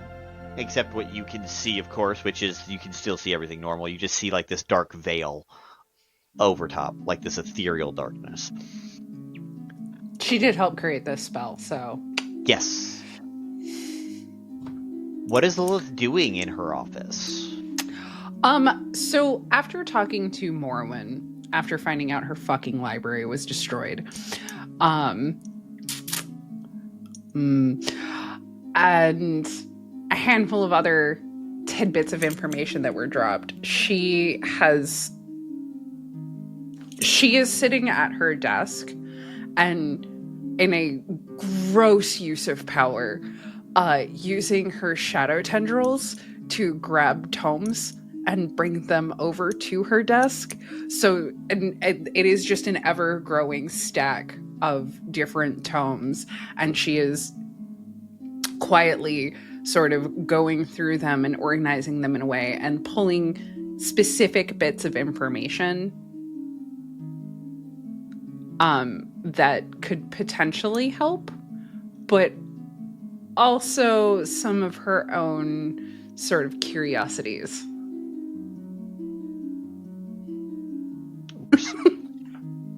We'll cut back over to Solarian and Morwen as they just hear this vocal change that nobody was truly expecting. Especially with the wedding component. So I think Solarian is... He's in his buzzing state, and immediately, like, he's about to turn, and then he stops. Ugh. And he's gonna just go look at what the fucking hubbub is about. And he sees them. And we'll just return back and just say they're doing some sort of wedding or something. Solarian, it's Sauce, Vulcan, and Jaden. Mm-hmm. Okay. Morwen rolls her eyes, not at Solarian, but just at the cacophony of sound that just erupted from right behind them. And she waves her hand. Solarian, you feel it immediately. She's done this many times before, as a bubble of silence wraps around us and anything without a couple of feet. And she goes back to looking down. Literally just looking to see if I had that spell. I do not as a paladin. That cue also means you guys know it is midnight. Mm-hmm. They are the figures on the silver tray. Mycin and Vaelith are in like a natural carved amphitheater, and the founder Aelothin, and they picked up a third person, are all about to enter as you see the founder cast major image on all three of them. So now, and all three of them take the form of the founder, meaning there are now 12 founders about to enter this amphitheater. That's the real one. As I point to the real one, since I have true sight and I can see them. Also watched it happen. Yeah. And also, he wouldn't be able to replicate the effect of my, like, scrying eye because he doesn't know it's there. Correct. So, we are seeing over the shoulder of the real one. It's about to start, and neither Link nor Maethorian are here. Fuck. Maethorian's gonna get a talking to. Absolutely. But speaking of, let's see what's going on with Maethorian. We'll catch up with the others here in a minute. Does Maethorian have a specific? I'm gonna target Maethorian's sword, and I'm gonna cast Locate Object. Ooh, okay. So you can tell that Maethorian is still not in the building, but outside and under. Would I have any idea as to where that might be? In the rock, as far as you know, like there's, like somehow he's in what should just be rock.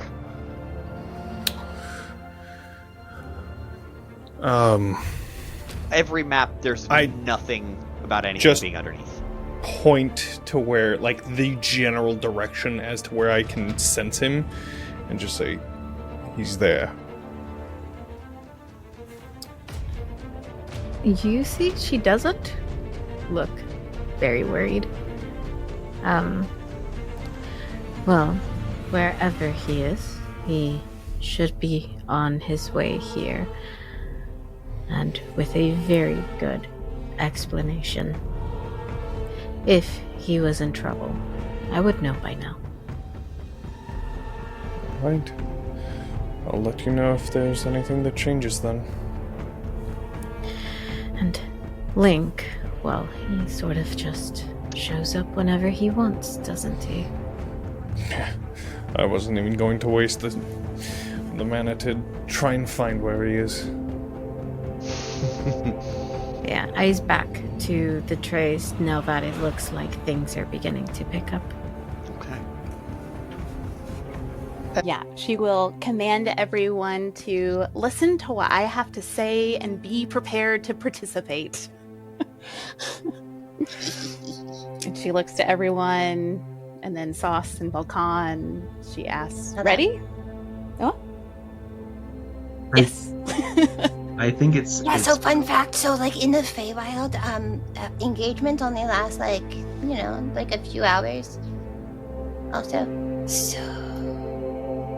You ready to do this shit? I think his eyes like shift over to the hand wraps and the cords, and looks back over to Sauce, and looks over out towards the crowd, and then looks at Jaden, and then back to the hand wraps, and then back to Sauce before his eyes go like wide, like really wide. And there's a moment where you can see he gonna use his level 7 pugilist feature, Shake It Off, to end a frighten effect on self. And he'll yeah, I'm ready. Now put your left foot into the circle. Oh. Now you take your left foot out. Alright. Now put your left foot back in. A little footwork, nice. And shake it all about. I do a little jig. When I met these two, I didn't think that I'd end up watching them waltz their way into each other's hearts. But here we are. For the union of Vulcan, the unbreakable, and Sauce, the uncontainable. I can't be prouder to slime my way through this journey with both of you. Sauce and Vulcan have gathered in front of their friends and complete strangers to prove their undying love for each other. They have found the one person that makes them say, "Damn, they're cute." You fought together, laughed together, and somehow survived it all together. They have seen each other, flaws and all, and have decided to spend the rest of their lives together. Now, in front of myself, the gods, nobles, friends, and one very fancy unicorn, we bind your hands and your hearts in something stronger than dwarven adamantine or fey magic. Love. I believe that each of you may have to say a few words to one another. Vulcan, why don't you kick us off? You won the Golden Parchment Shears. Conrad would know a little bit about what's going on, yes. Yeah, so Telissa's gonna look at Conrad and be like, what's going on? They're doing what I think they're doing. Which is, use your words, use your big boy words. What are they doing? He's gonna look at her and be like, "Excuse you?" But what are they doing? She's like seconds away from throwing the churro at him so he can actually answer her question. He's gonna look back and sit and have that almost jealous face because he immediately thinks of Vexia. And he's gonna be like, "Don't ruin us the best moment of their lives," because they're doing exactly what Archie and Kels did. That's why they're man and wife. I'm not gonna ruin it. I just want you to say what they're doing. I just did. If you would actually listen instead of hearing yourself. I want to hear you actually say the words. They're getting married. I said they're becoming man and wife. So he gets down to her level and says, "They're getting married. Shush." You don't have to be a jerk about it.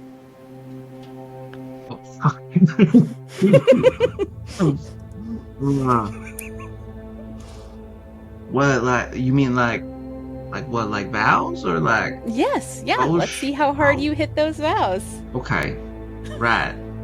You know, in a whisper, we just got it. That's fine. Okay. Right now. Okay. Sauce.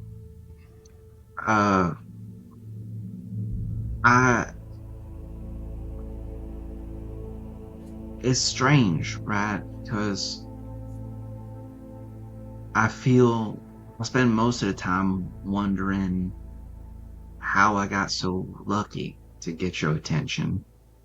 You seem so light, and I've always felt so heavy. But when I'm with you, I feel like I can really float like a butterfly, sting like a bee. And I was always worried that if this grew, you would feel restrained by me, my history, where I come from, and maybe we were just too different. But with every drink, with every snack, ale float, blueberry muffin, and dirty bit of hand-holding we did, I found myself flying. And I'd always been scared to fly. And I endeavor. I would never want to make you feel grounded, but I will always endeavor to be your rock. I think you're amazing, and every day I ask Morastis how I got so lucky. Every day you want me, you make me want to be better than I was. And I only ever hope that I will continue to be worthy of what you see in me. Because I love flying with you.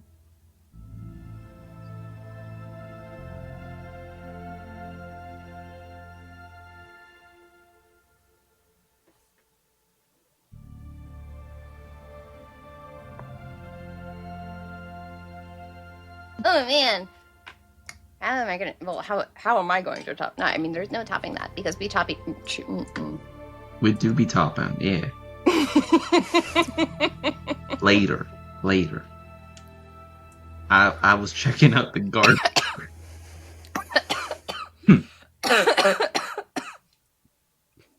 Good shit.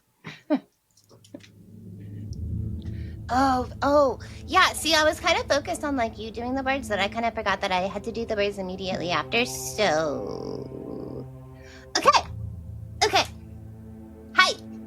And she'll wave to everybody, and then, but most importantly, wave to you. But like, there's kind of a softer quality to her wave when she waves at you. Like, it's kind of like cute and like less extreme, like hand movement from like side to side. It's kind of just like cuter. And then she's like, okay, wow, neat. So I don't really know where to start, except, there's this time where, like, I kind of knew from the start, which is kind of where I'm actually going to start, because that's where I knew. And the birds also knew, too, obviously, but that, I knew first. I knew before them, but that's where, like, the knowing happens, but then they also knew. Anyway, I saw you, and I just thought, wow, neat. And before you even, like, believed in yourself, I saw it, You've got heart, and you have, like, this little sparkle that just, like, sparkles so much, even when it's dark. I can see it right now, even when it's, like, darkness right now, and it's actually gold-colored, in case you were wondering. But you talk about worse, but you exceed it. You always have.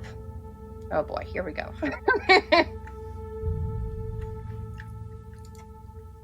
That little spark, it never actually goes out either. It's even when things feel weird and bad and dark and like bad touch and just like gremlin noises. That's kind of the only thing I see.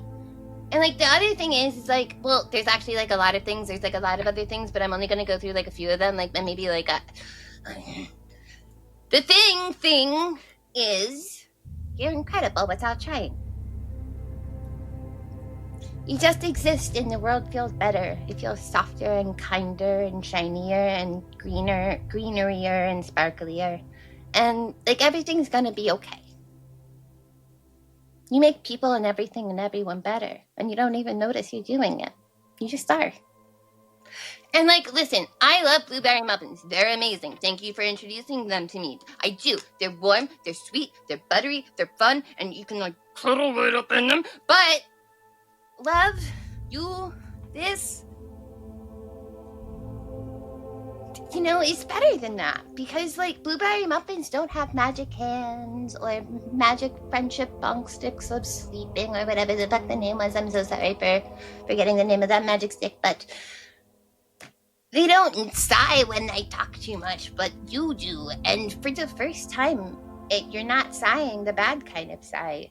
It's the good kind. It's the I'm listening kind of sigh, and keep going sigh. And you're sighing because you're listening and hearing and understanding, and you want to know more. And there's so many, very many words to understand because they all just keep happening all at once, especially. Okay, great. But you look at me like I'm supposed to, like, be here and that I belong, and that's kind of everything.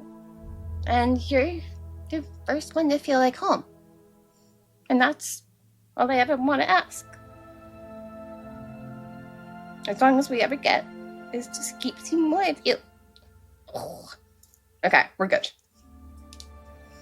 So yeah, I love you more than blueberry muffins, like, way more. Because muffins don't last forever. But us, I think we will.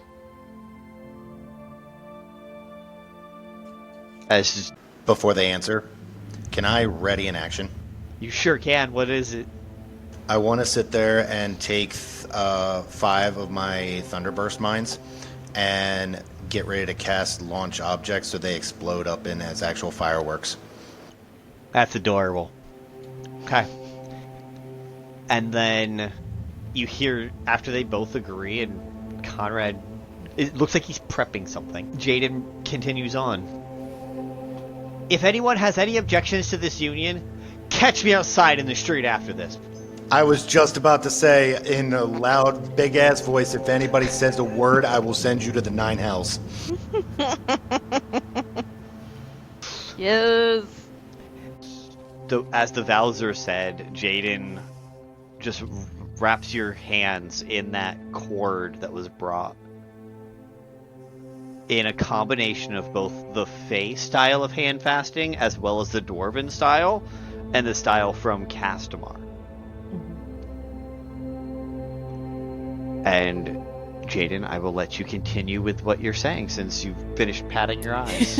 Yeah, we've all done. We've all powdered our eyeballs. Eyebrows. Jelly stays on the inside. Yeah. I'm leaking on the back, and you can't show the tears. Will you honor and respect one another, to seek happiness and soothe each other's pains, to continue sharing in laughter and looking for the shine in each other, and support in all that you do in all of the days from this one forward with your entire being until the end of all things. Throughout maybe, like, you got through maybe 1/4 of that before the tippy tap started. And they just were, like, slow, and then they just started getting a little bit, like, quicker. Always. Hell fucking yeah! If anyone has any objections to this union, catch me outside on the streets. On the streets! By the power vested by me, I pronounce the 2 of you married. You may now seal this with a kiss. I think if at all possible, I want to, because Sauce has always been taller than Vulcan, but I want to kind of stomp on the ground to do sort of like a mold earth effect. Like earthbending? Yeah, to make like a little platform up, but it's because I'm coming up to Sauce's level. Sauce brings Vulcan up. And I kiss her, assuming that's okay. 100%. And I was about to say, she's tackling him into that orchestra pick.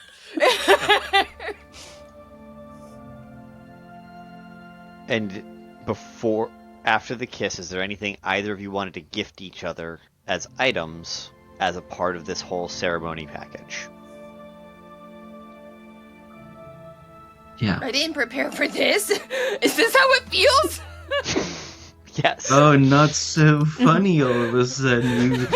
Not so funny. Oh, really? Okay. Well, it does feel pretty good over here. I see what you've been laughing about for 2 hours. Well,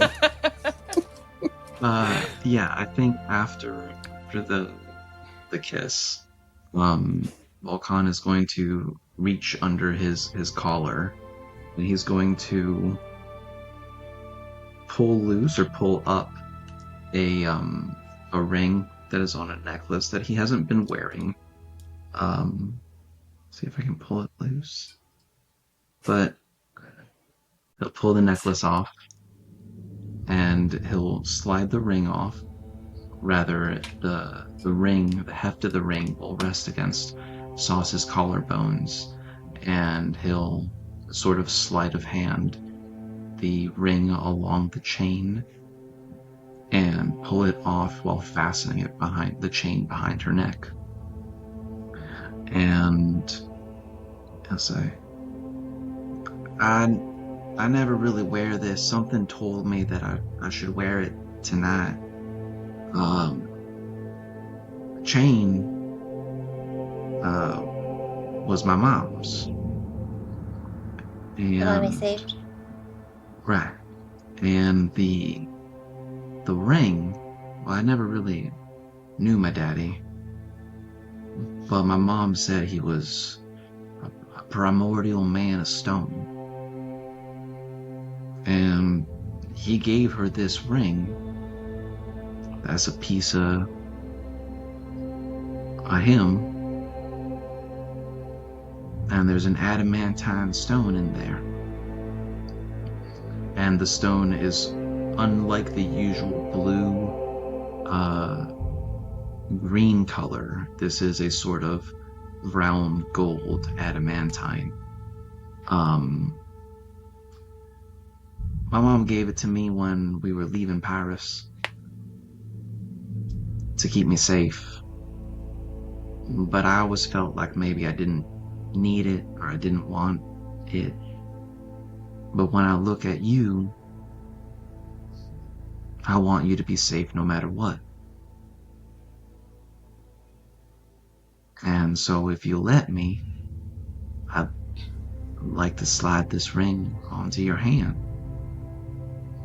Which one? Which one's your favorite? I feel like Sauce, much like Jenna, will always go for left because that's the atypical one. Oh. Although I guess it is typical for what? This is where it gets paradoxical because it's typically the atypical choice, but for weddings and marriage, it is the typical choice. So, Well, surprise me. I think we usually hold hands, your right hand to my left. That sounds right. And I think if we did it like everybody else, it wouldn't be us. And Yeah, fuck that shit. I'll slide the adamantine ring onto your hand and the gold necklace across your neck, resting on your collarbones. And he'll just kind of take a step back and eyebrows, your neck, collarbones, hands. Yeah, it's like, oh, I can't wait Eyebrows for later. right back. I can't wait for later. But first, we gotta party. Right. Party for sure. And since Jaden was casting ceremony this entire time, the ceremony makes it so that the ring does not require an attunement slot from Sauce Okay. to gain the benefits of the ring. The ring is a ring of adamantine, which means that you cannot be crit on. You have a +1 AC and a +1 to saving throws. Incredible.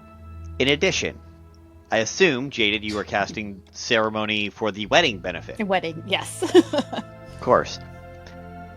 Because Pan is a deity and because Marastus' name was invoked, you guys gain the wedding ceremony permanently.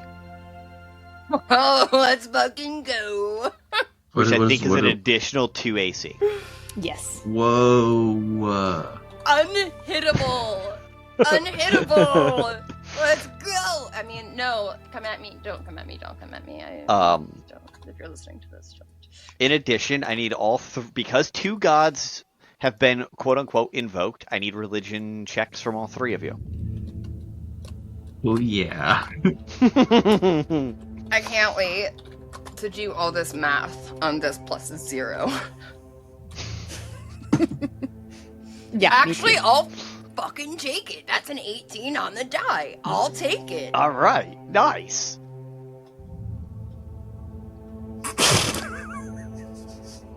Okay, what? I get a 5. 5 total? Yeah. Oh my god. Sick. Okay. Sick. And Vulcan. Hold on, let me fucking roll my +1 religion. 16 + 1. Hang on, that's pretty good. 17. Holy shit! For the married couple, I only had a DC of 15.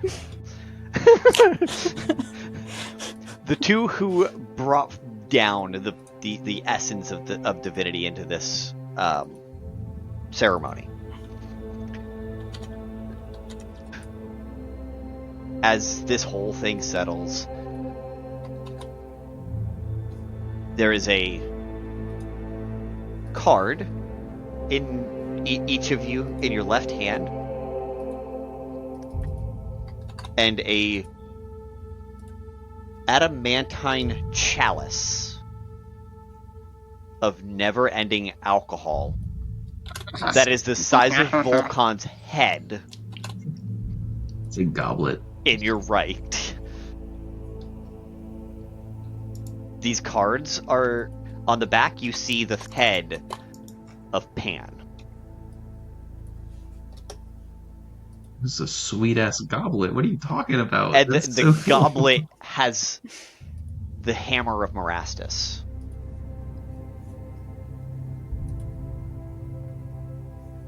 I like it. I'm into it. Fuck yeah. And you know both of these to be magical items you do not have to attune to of any kind, but you've got a card in your left that you have not looked at, and then this chalice in the other. Immediately stuffs the card into the brow of holding it. Okay. And she's like trying to see if there's a button or if she has to fill it. It's already full. It's already full. I think with the chalice, a little bit of Vulcan's kind of showmanship history comes up, and he'll lift with his right hand. It's going to be his left on the goblet. Also, Sauce's right hand on the goblet. He's going to lift with his right hand, Sauce's left arm up into the air like we just want to fight. And touching one hand on the goblet stem or base, touching pinkies, we're going to drink from the goblet together. Both of us facing the crowd, splashing booze all over us. Yeah. Fuck yeah. Jaden's like, you may cheer. Cheers the bride. Yeah, and then I think Sauce will, Eric, if you'll allow me, thaumaturgy and telepathize the thaumaturgy so it's loud as fuck, and so everyone will hear, now throw up them horns! As it goes into the set. And the orchestra pit behind you raises up 15 feet from where it was, so it was down 10 feet, it rises up to above you 5 feet, and now there is a techno rave setup, and the orcish conductor is now back out standing behind a DJ booth without his bronze on, with whatever the fuck he wants to wear because he didn't like that outfit in the first place. Yeah. At this point, you can see the shaved sides of his head, and that his hair is now multicolored. It was not previously, and he's got these like Ray-Bans on, and couple of different necklace chains on, and that kind of thing, as he's about to get the next beat, the next set of this rave going. Oh, fucking yeah. As they don't do a first dance, they do their first rave. What is happening? Telissa's crying. While Telissa's crying, Cass is like screaming and like shaking her shoulders, going, "I'm so cute!" Telissa's crying so much that her churro's getting soggy. It's okay.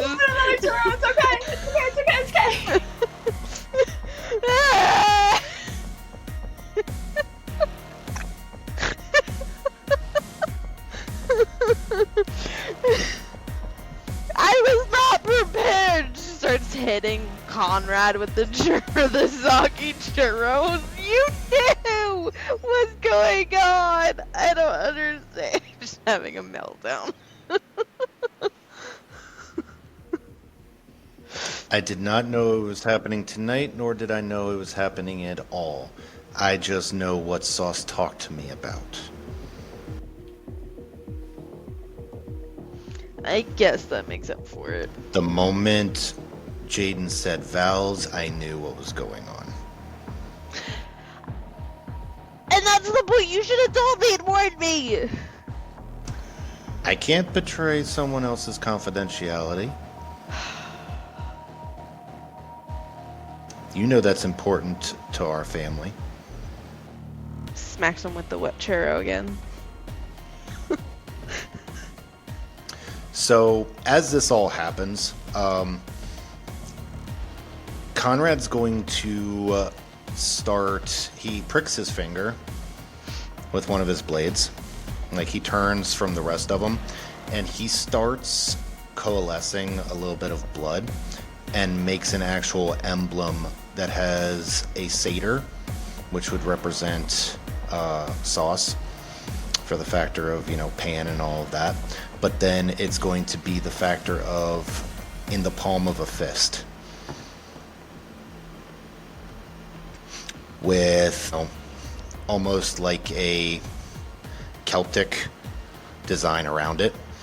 And it's going to be it's basically a design I'm playing with, because I intend on making that figuring out a way of designing a crest for them. So you're beginning the opening thoughts of how to design a family crest for the two of them in your own little blood as you guys are still headed on over to Tommy. Yes, well, Aelothin, Lupine, shall we surprise him with your presence? Because they only assume I'm coming. Shall we surprise them? Let's. He turns into he just shapeshifts into his founder form with a black cloak.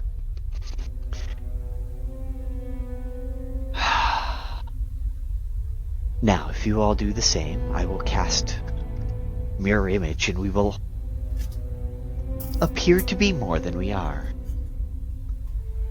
As he prepares and gets as he prepares his spell. Should I leave the wolves outside to prevent interruptions? Yes, and if we need them, you can always call for them. And they will answer.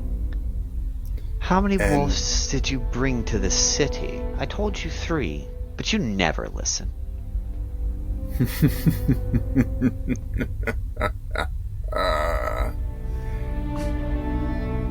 I have my secrets. Well, we all do, don't we? And do the two of you shift into the black cloak? With him saying the line of, I have my secrets, he shifts into the founder.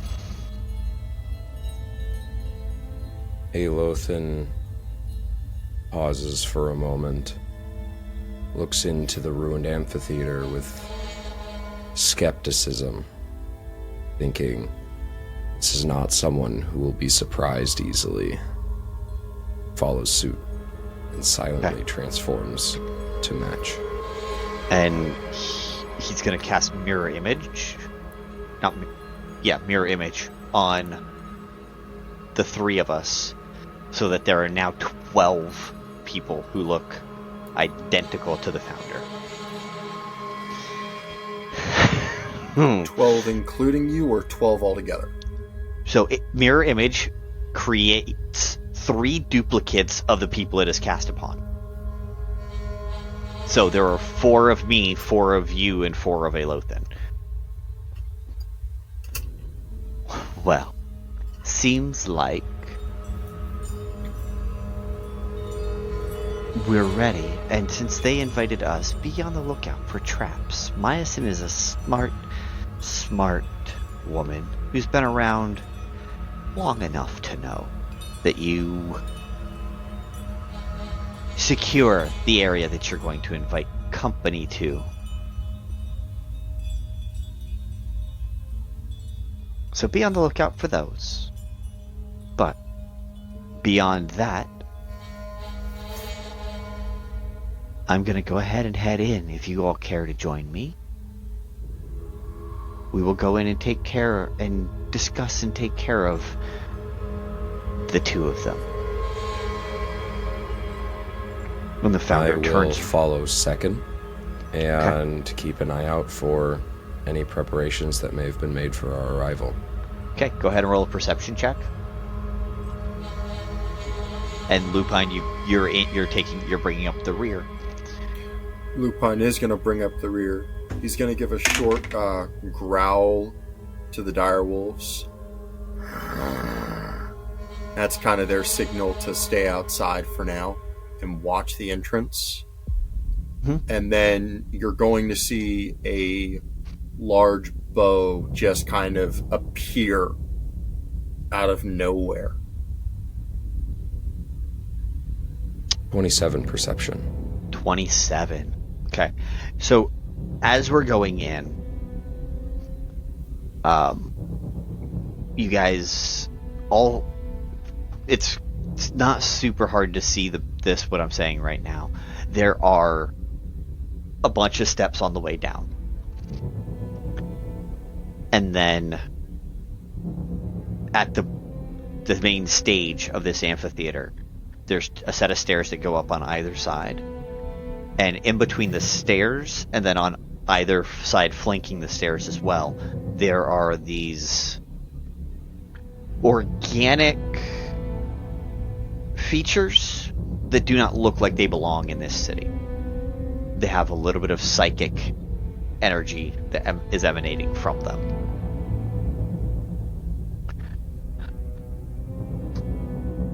So you can tell, and the founder uses message real quick and is like, those are additions, and they've got to be the traps. She must have merged with it.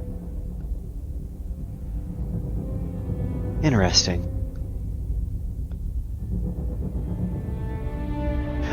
And the founder begins to talk to Vaelith. Ah, Vaelith!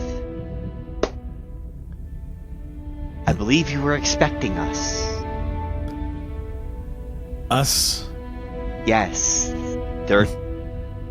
Are there not 12 of me?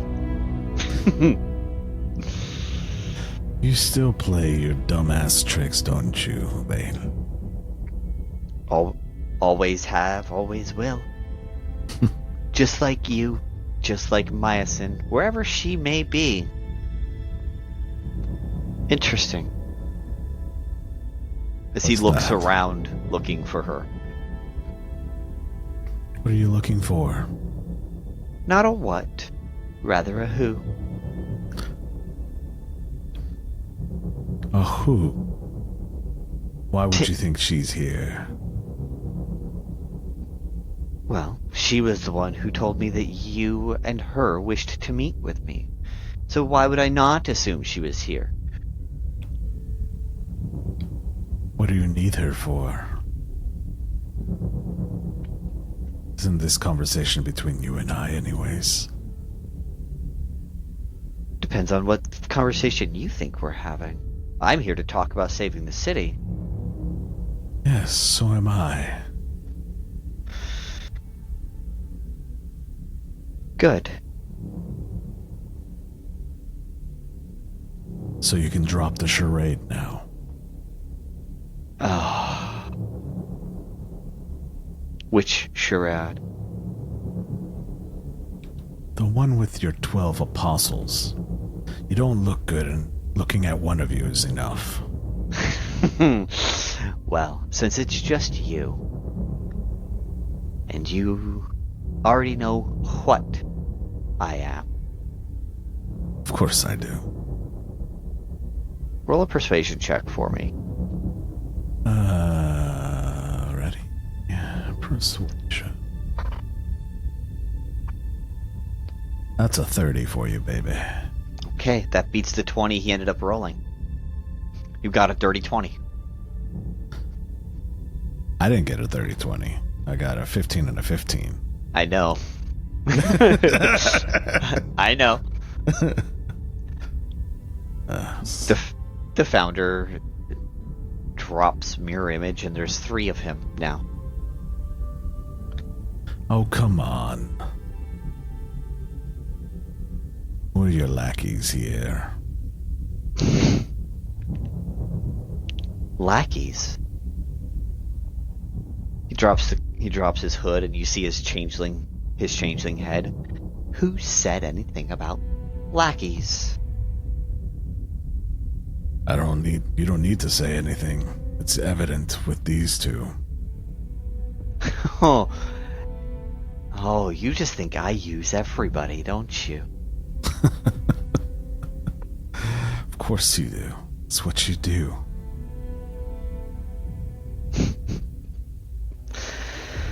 If only you actually knew me.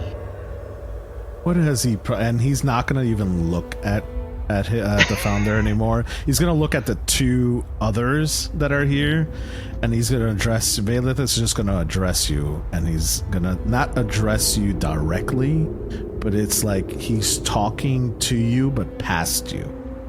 So you would see him kind of just with his nose held high. Stench of the 2 of you. It's pretty evident.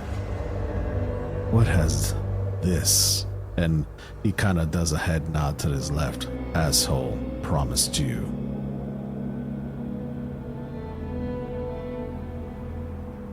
Without transforming, Aelothin will gesture to Lupine. I assure you, the stench is him.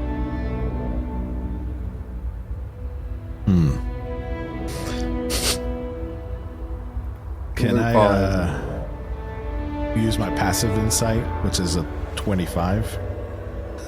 Yeah. To kind of see what he's talking about, just like, but not say anything. On that passive,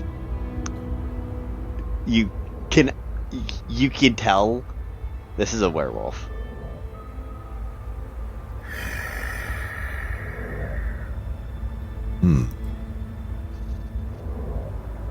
No one makes me do anything. Vampire.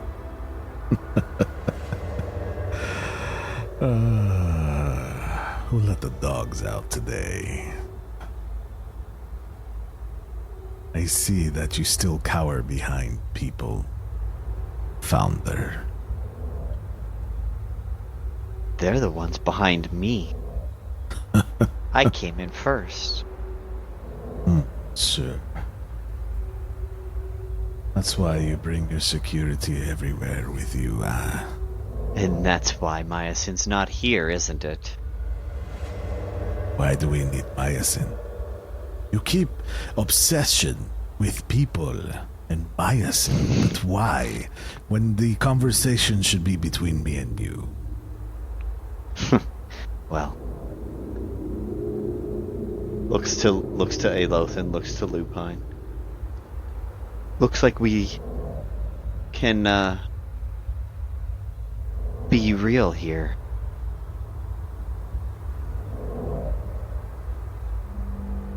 And the founder still looks the way he does right now, and is like, well, what is your plan to save the city, Vaelith? If Myosyn has nothing to do with this conversation and you're the one with the plan, tell me, what is it? I don't know.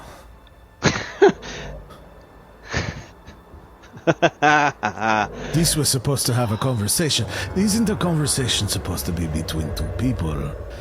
This is supposed to be a dialogue. I give you an idea, you bounce it back off of me like we've done for what?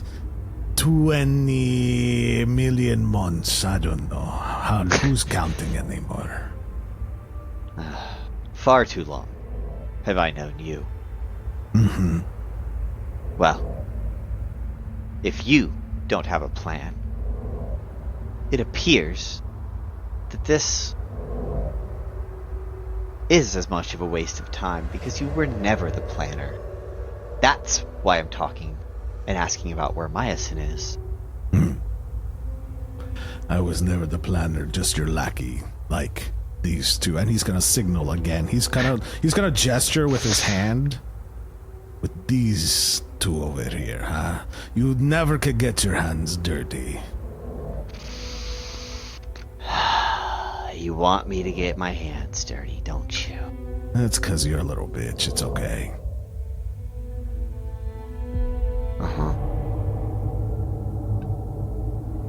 You sent me, and now you bring these two? It seems like conversation with you is pointless anymore. And he just points at you and goes ahead and he's going to cast Psychic Lance. I need an intelligence saving throw, DC 25. Intelligence saving throw. Gotcha. Mm-hmm.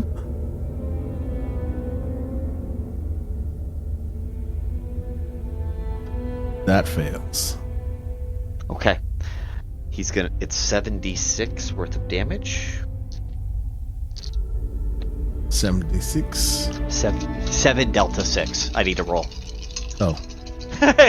Not 76 hit points. 7 d6s. Damn, dude. I was like, what the hell type of psychic damage do you have? All of it. 8, 10. Take 20 points of psychic.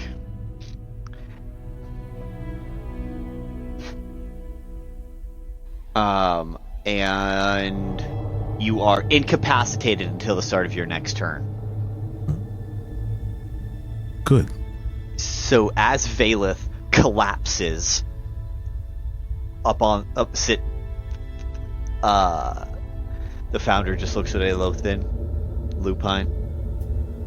Well, time to get it. Time to take care of the bloodsucker, eh, Lupine?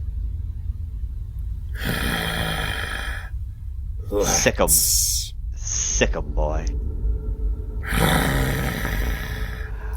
You both get a surprise round, and then we're rolling initiative.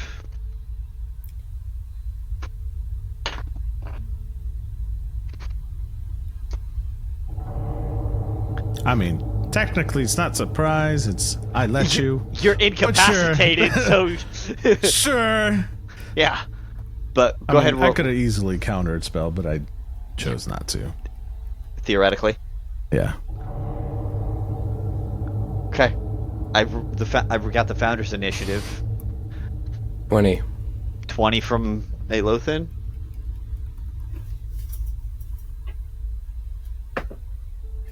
$14. Oh wow, Lupine only with a 14. Love it. And from Vaelith. 23. 23. Hell yes. Okay, so Lupine and Aelothin. We're gonna go with Aelothin first, then Lupine. Go ahead and surprise this motherfucker before he gets to start combat. I think as Vaelith begins to collapse to the ground, Aelothin darts forward and catches him, and is going to hold him up with one arm around the chest, and he's going to lift his head back gently, exposing his neck to Lupine, and he's going to whisper softly in Vaelith's ear, "Sorry." And I'm just going to use the help action to give Lupine advantage. I can't move, but my eyes can. As he says sorry, you're just going to see his Vaelith's eyes look at you directly. And almost as if a message is being sent to you.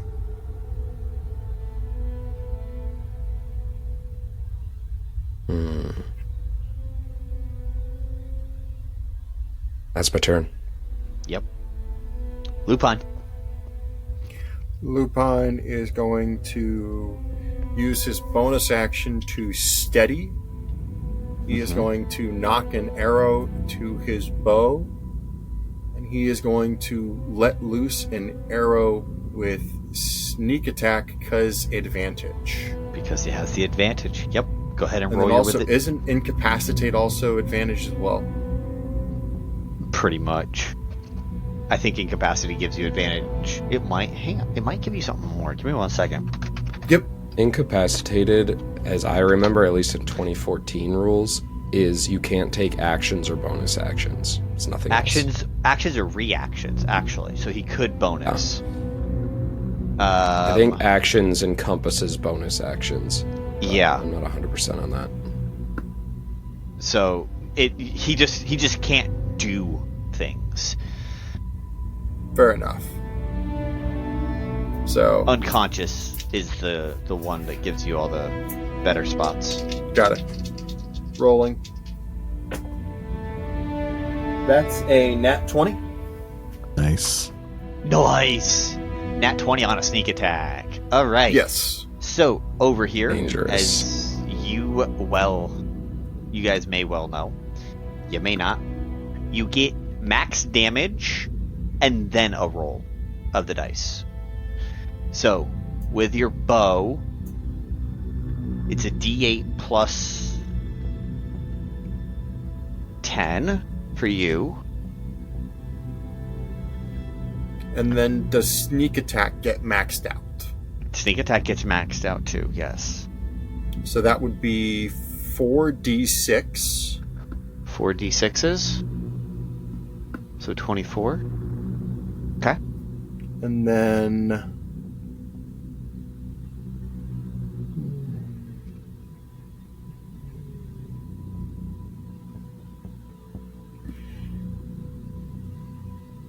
technically, as part of that, I also have abilities with weapon mastery, longbow. So technically, he would also be slowed because I hit him with my longbow as well. Okay. But, so you can't move as fast on your next turn. So overall, and then now I roll for damage, correct? Yeah. Yes.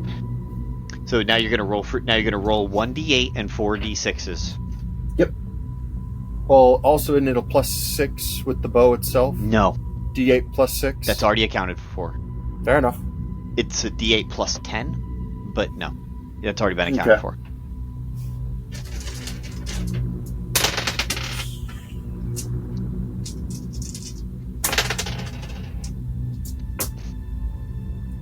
That is a 7 on the D8.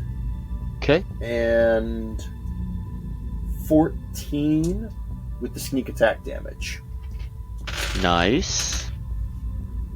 And that was attack number 1. He is going to attack again as well. Okay. Second arrow. This one not with advantage, so this one does not have sneak attack. You still have advantage? I do. You have advantage, but you can't use the sneak attack, because sneak attack's only once per round, as far as I'm remembering. Fair enough. Yeah, once per turn. So.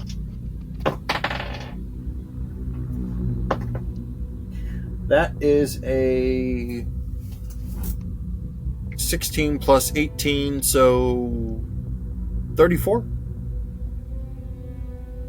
I think. Yeah, 34. I'm probably guessing a 34 hits Vaelith. Yes.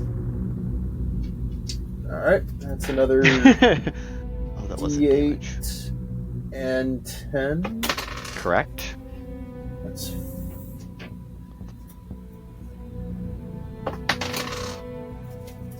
That's 7. Okay. 7 plus the 10? No, 7 including the 10. I rolled terribly on that one, only 2 damage on the arrow of the dice. Yeah, so that'd be a 12. Because you add 10 to your damage. Told you I'm terrible at math.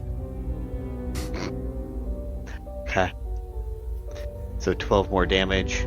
Vaelith, you just took 75 points of damage from those 2 arrows. Wonderful. As Aelothin has that neck craned back, that first arrow goes right into your jugular. And the other one just comes and pierces into your side. He winks over at Lupine. And the combat's begun. Vaelith, your turn. You're no longer incapacitated.